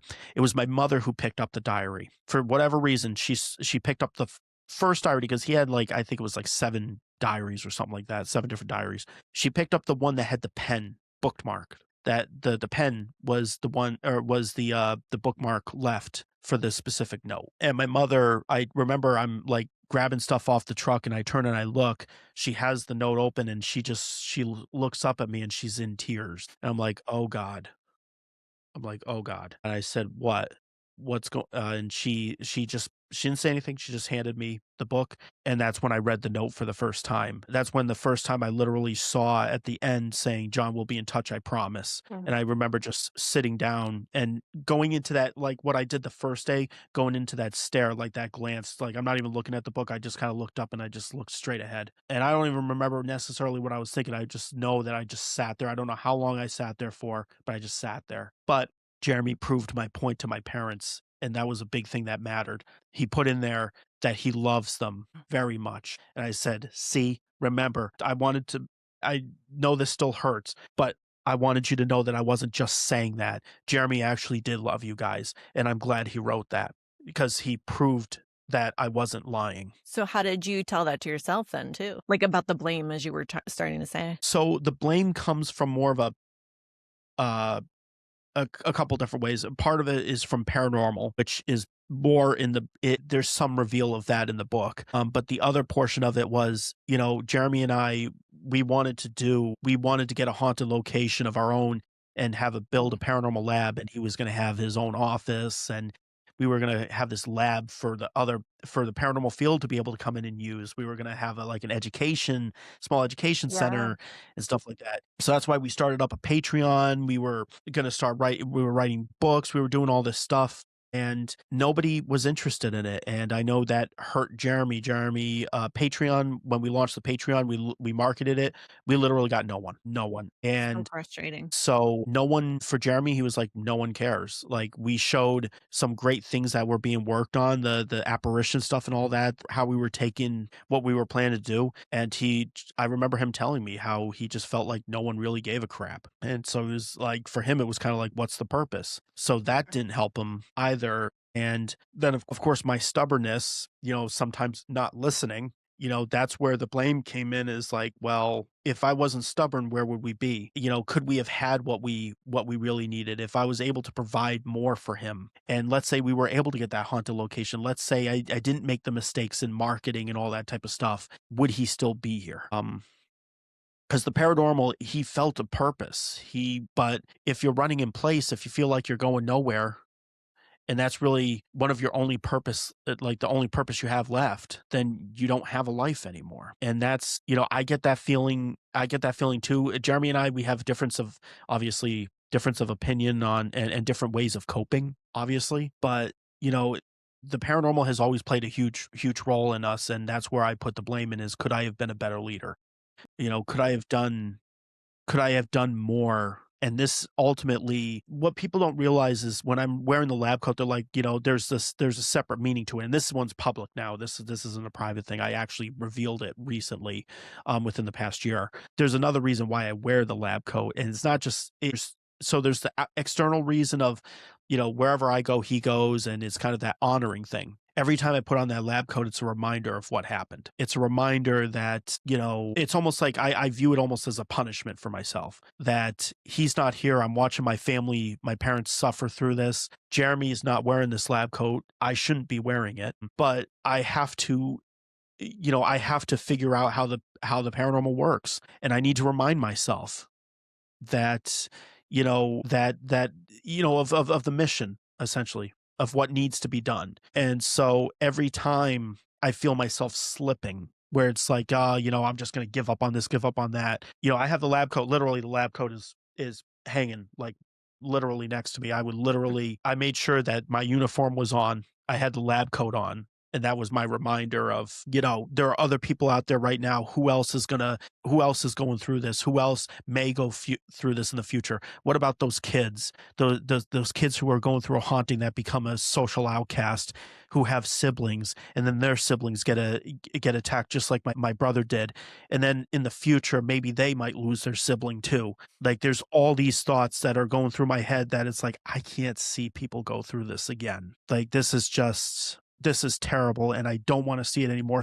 If I don't get to have happiness in my life, like if I don't get to have, a great personal life, I've already said to God, so be it. So be it.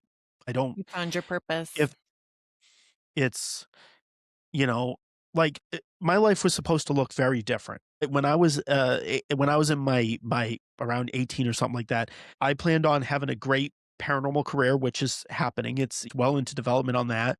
I was gonna be in law enforcement or criminal justice of some sort. That happened. I ended up walking away after 16 years for reasons, like more emotional, spiritual reasons.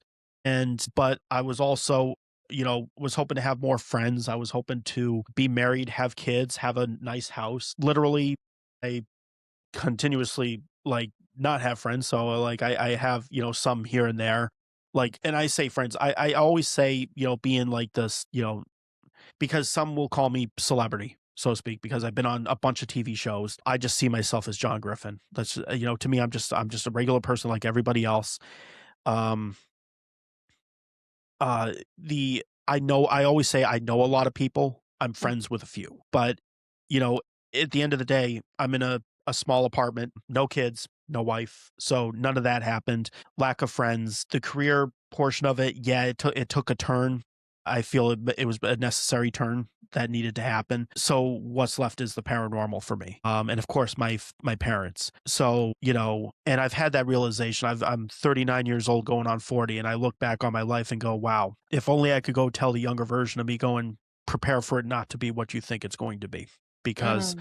all the things that you dreamed of, it's like, would I want to go? I've always questioned that. If I were to go back and tell myself what life was going to be, would I want it to change? Of course, I would, if Jeremy would be around, I would love that.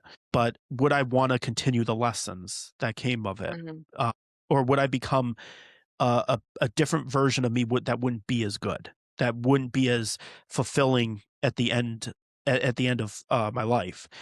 But at the same time saying, would I go to my younger self and go, just FYI, I'm 39 now. You're not going to be married. You're not going to have that house you want. You're not going to have kids, or, at least right now, you don't have any of that.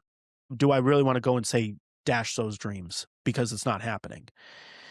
Um, it's like that's where I say where it's like I am paranormal. That's literally it. I am paranormal. So and I keep on looking at I know the younger self in me is watching.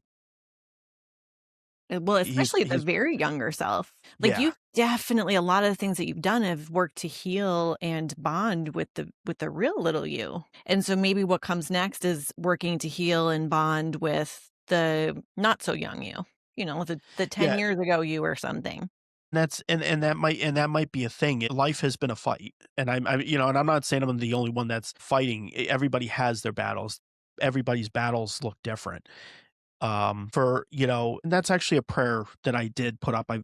It was actually I don't remember if it was that night. I know I did a prayer that night, and I begged for because the first thing I thought was no, if Christian God's real, Jeremy's going to Right. hell. I'm like I prayed profusely, and I just said, please. Jeremy suffered enough in life. I feel responsible for part of his suffering because I'm the one, and that was the other part of the blaming part was opening my mouth. What if I never had opened my mouth when I was a kid?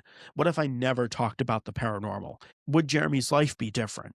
Would he have had friends? Would he had a wife and all that type of stuff? What would have changed? But I opened my mouth, and that's my younger self. So it's hard. From the adult looking at the younger self, going, "But why did you do that?" But at the same time, it's almost like I'm scolding myself, like Right. you should have never done that. Look Good at job. what you did. Yes.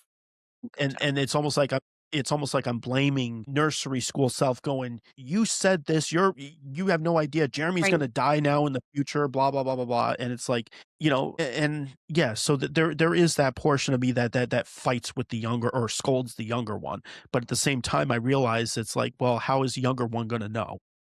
Yeah. It's good that you recognize that that's what you're doing is scolding him. 'Cause that's not what you would It's choose to do or want to do, and that's not generally what you do with him anyways. yeah, And this is it's just where you're at in your book. Like, literally, if your life were a book, this is just the chapter that you're in right now, and that's the chapter that you came from, and we don't know the chapter that you're going to, which, speaking of book, before we go today, I wanna make sure that we touch on that because. You just wrote a book called The Paranormal Puzzle: Path to Communication. So can you talk a little bit about that and jazz us up to get ready for when that releases next month, right? yes, yes. Right now it's going through the publishing process. So, Oh, cool. it's and then there's just the publishing process is it's such a pain in the butt. Is it? But, I'm most proud of this book. I mean, especially since I've never been a reader. I can't stand books, so it's kind of odd writing a book. And again, it goes back to that reading comprehension. I have trouble Yeah. with reading comprehension, so why would I wanna write a book if I'm not gonna read it? So, I like interactive stuff. I've always been a gamer, filmmaker, like, I love movies, TV shows, stuff like that. You And like so stories. That's why I want that's why I'm saying to look at your own life as a story too, right? To just know that yeah, this is just the chapter that you're in. Yeah, because 'Cause you're a and that's the thing storyteller with for this sure. with this book, the book starts off. It's people. I know I did it with like some of the films where I start off with Jeremy's death. The book actually starts off soon after his death, so I don't even really. I talk about that day, but I kind of glaze by it. It actually starts on the day of the funeral, and yeah, it will do flashbacks to those time periods, but the focus isn't supposed to be on. And part of this was putting this together was thinking about when I went up and I did my eulogy, and that's where it's kind of starting off as the Mm. eulogy portion. When I did the eulogy, I made it clear that I wanted people to remember Jeremy as he was. And so the talk during the eulogy was not about his death. It was about how great he was and remembering such amazing memories about him. And so that's where I kind of wanted to start the book at, as opposed to here's the day that he died. He shot himself and blah, and everything that I saw that specific day. It's more of introducing him into the story. And he's the start of it. It's basically introducing him. And but he's already gone. Of course, I'll be made clear. There'll be portions of it where I do talk about the suicide that day, but it's going to be the ways I introduce it. That's going to be, But it's also meant to be an interactive book. Part of it is that I want people to understand my thought process when it comes down to paranormal and how I piece things together. Hence, paranormal puzzle. Paranormal puzzle is uh, Uini Research's uh, the name of Uini Research's research tactic. So Okay. that's why it's called paranormal puzzle. Path Wow. to communication. That one may be somewhat clear. Is basically, well, it's the path I'm taking to reconnect with Jeremy. Mhm. Um, but it's not just my path too. They're going to find in this that there's going to be hints, some very obvious, some not, of Jeremy coming through the other side, basically saying, here, follow me, and me essentially in a divine, so to speak, following this invisible path, so to speak, where it leads me to a major connection moment with him that the entire family shared. And Ooh. so, and part of it is public. It was shown several years ago. It's been brought up. So, I mean, some people, they'll have an idea of how this portion of Paranormal Puzzle ends, but not Okay. fully, because there's a lot in between that happens. Yeah, I bet. And so with this book, I have interactive portions where at the end of the chapters, I'll have questions Mm. where they can, you can write down notes. There'll be note sections too, where it's like you can try to see if you find any pieces lying around of what I'm trying to show before you get to the final chapter. Oh my god, I'm so glad I ordered a copy because this is what would take me to read a book because I speak openly about how I have ADHD. So, I need something like that to draw me in. So I can't wait to read it. Well, and then when you get to chapter seven's the final chapter. Before chapter seven begins, I have a part there where you can make your final prediction of where this is heading. Can we place bets? What do you mean? Like, can I get involved somehow? Like, is there a right answer? There is, because chapter seven Okay. is where I reveal it. So that's Ah, where it's like, I and that's chapter seven is called the revelation. And that's where it's like appropriate. all these chapters leading up to this moment. These moments where I'm finally thinking about what needs to happen in order for me to make contact, official, like full on contact. And the main focus of it is Project Apparition Hall. So it's because that's the last project we were doing, and there was something that Jeremy and I had discussed before he died for Project Apparition Hall that we didn't get to test, and I chose at the time not to test it because it was too painful. Like I Yeah. couldn't do it because it just reminded me of him. But Jeremy, throughout this, it was almost like he was teaching me. He was like, John, it was like, remember how I brought up the whole psychic thing? Like how I was bringing up the psychic thing throughout this, that Jeremy was using abilities and such? Well, Jeremy was showing me that it was like he was showing me that everything that I was like, ugh, don't like this. No, it was like I was right. He was saying, I was right. John, you need to pay attention to Oh. this. And he was doing that kind of like, hello, do you want to talk to me or not? And so that's where the whole path to communication was. It's not just a path leading me to talk to him or see him or things like that. It's also there's all that stuff in between of the obstacles that come with it, like my reluctance to accept something, or it's like, and chapter two, for instance, chapter two goes into my transition to the lab coat and what the symbolism, the deep symbolism of all that is. I was gonna say that's so symbolic. Yeah, and there's even pictures of it. It was and it was brought up in a video before. But chapter two is called "Burn It," and that was actually a quote from one of my team members for because I used to wear the white shirt, but I said I'm transitioning. I don't feel like I'm me anymore, like old me, and I feel like I need to evolve. I need to change in order to be able to accomplish what I need to accomplish. And I said, I don't know what to do with this shirt. And her name is Ashley. She goes, burn it. And so that's where the title "Burn It" comes in. Of course, there's more to it, but um, yeah, chapters 1 through 6. The first two chapters are kind of more of introducing things, introducing people and such, and then chapters 3 through 6, all of a sudden Jeremy really starts to rev up, and then it leads up to chapter 7, where you can make your final guess before it starts. After chapter 7, and I give hints because, like I said, this is supposed to be a trilogy. I designed this to be a trilogy. Uh-huh. Very cool. And so there's going to be aspects in this book, and I'm going to have it's going to indicate this. There's aspects in this book that are going to that you should take notes now. It won't affect necessarily this book. It will affect up to the final or up to the third book, where you go back to your first book and go, wait a minute. You start Oh looking at my your notes and God. going, So whoa, wait interesting. a second.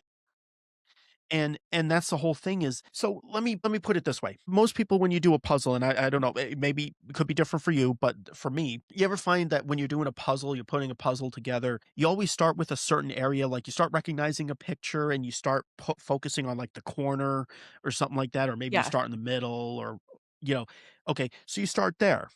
But that's that portion of the picture. You still got this grand universal picture. The trilogy for Paranormal Puzzle is the grand universal picture. Paranormal Puzzle Path to Communication is this corner. And you're starting to put together the layers so that you can see the entire picture. And you won't see that picture until the end of Paranormal Puzzle, the third book. But this corner is going to affect your ability to put these other pieces, and so that's how Paranormal Puzzle, this trilogy is being designed as. It's designed as I'm showing you how I'm putting these pieces together, but at the same time you're discovering it. It's a metaphor for I don't life as well. It's You a know what I metaphor for mean? what?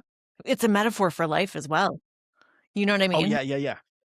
Yeah, it's like you Yep. don't know, just like we were saying, this is just the chapter that you're in your book in life, Mhm. and you don't know until the end what it all meant and what it was all for. Yeah, it's going to go through multiple aspects, the paranormal research portion of it, the life portion of it. So you're going to see the evolution of myself throughout it. Oh, Uh, that's awesome. And it's so vulnerable of so you to put yourself out there. And, again, it's so powerful that what started out in life as a very traumatic experience that could have set you on a completely different path, it's the same behavior. It's you telling your story and telling your truth is what's actually bringing you healing and peace, and probably to yes. Jeremy too.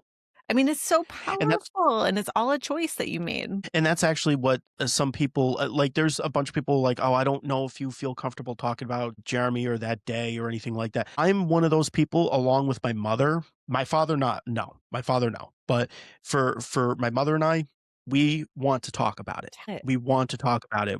For us, it brings healing. It gives us a chance to see. I am a combination of my mother and mother and father. My mother is very expressive outwardly. My father holds it in. For me, I'm a mixture of both. I will hold things in, but there are points where I outwardly express. And it's very strategic for me. Like, Mm. but yeah, with the book itself, I call it a cinematic book. And part of the reason is the way I try to generate the emotion, the way I get people set up for it. It's whether it's the type of font that I use, the way I place a picture. Because there was another thing that I realized, and I talked about it on my vodcast last night. I said, I've always wondered, and I know this is different for other people, but for me, you go up to a table and somebody they have a book, right? They wrote a book. It's um whether it's usually a longer book. It's not like a picture book or anything like that, right? But I always found myself picking up everybody's book and just kind of like looking through it as if I'm going to find something. And I'm like, why do I do that? Why do I subconsciously pick up a book and look at it? I'm not reading anything. I'm just flipping through it and all there's going to be is words. Why am I doing that? And I realized part of that comes from, I believe from my end, from childhood. I started off with picture books. And as we progress through childhood, you get to the higher grades where now you're reading novels as part of your class projects or something like that, and the pictures go away. But I always find myself looking for something visual. So with this book, I realized I need visual stuff in it. So I put visual stuff to explain that story because for me, when I read a book, I know for people when they read a book, they can go into like some world somehow. They can go into this they can create the world in their head and picture everything like Mhm. like people love Harry Potter because it's that world building. I will sit there and just read words on a page. I will not picture anything. I can't. So for me, I need a visual cue. So when I've seen other people pick up books too and do the same thing. They might be doing it for a different reason, but we're visual people. So I want people, when they pick up this book, when they're flipping through, they see it's very diverse in content. They see pictures. They see different font that expresses something. They see the parts where there's interaction where I asking questions and they can write down stuff and there's little note sections. Oh, yes. That's And that's at awesome. I the love end of being those able to write chapters. in my book. Yeah, and that's the whole interactive part. There's also gonna be Very cool. there's gonna be a QR code in there throughout the chapters where if you scan it, it's gonna take you to specific videos that have to do with what I'm talking about, and I'm gonna have it under That's like a so cool. LinkedIn tree. I It will love that. literally say if the QR code doesn't work, I'm gonna have a link directly to the video itself. Mhm. So you just type in the link and get to it. And it'll tell you which within the LinkedIn tree, which video you're supposed to click on that is applicable to what that portion is about. So Amazing. it's gonna go, and there's even like picture analysis. I even have a part where you're doing a picture analysis of one of the apparitions that was caught, and it's gonna have to do with the chapters. Smart. So Very cool. it's highly interactive, but at the same time, if you don't want to interact with the book, you could just read it too. Yeah. John, oh my God. I can't even believe it's been almost 3 hours. I feel like I need to have you on again because there's things that I still have questions, right? Like I still have so many questions. So, but this has been such a thoughtful, grounded conversation and enjoy learning about you and your work so much. Can you just let people know where they can follow you and learn more about your work and about the book? Yeah, I'm doing a lot of the marketing and information for my book is going to be on is going to be on my Facebook page.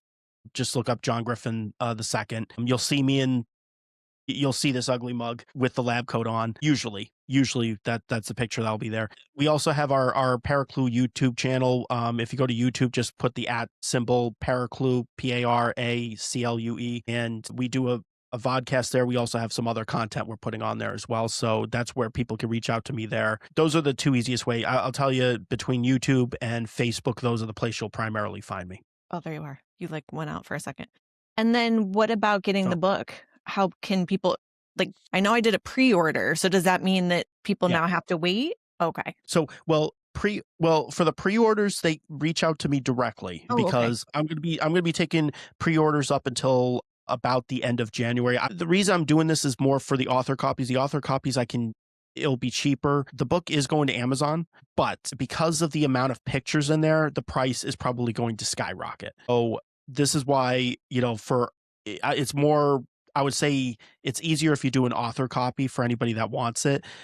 That way, if you also want me to sign it, I could do that, or I could send it directly uh, to anybody who wants it, and I can give it at a far cheaper price in comparison to what it's going to be. Well, thank you again for being here and being so open and vulnerable and honest. It really represents just who you are, open, vulnerable, and authentic. And I really appreciate that. You know, when somebody steps into their own truth and is living their own truth, it does kind of just raise the vibration of all of us, or the potential to at least. Yeah, and I appreciate being able to share it, and I look forward to seeing what you think of the book, and hopefully being back on. Yeah. Oh, for sure. Oh my God. I have so much more to get to with you. So thank you again for being here and can't wait to see what you do next.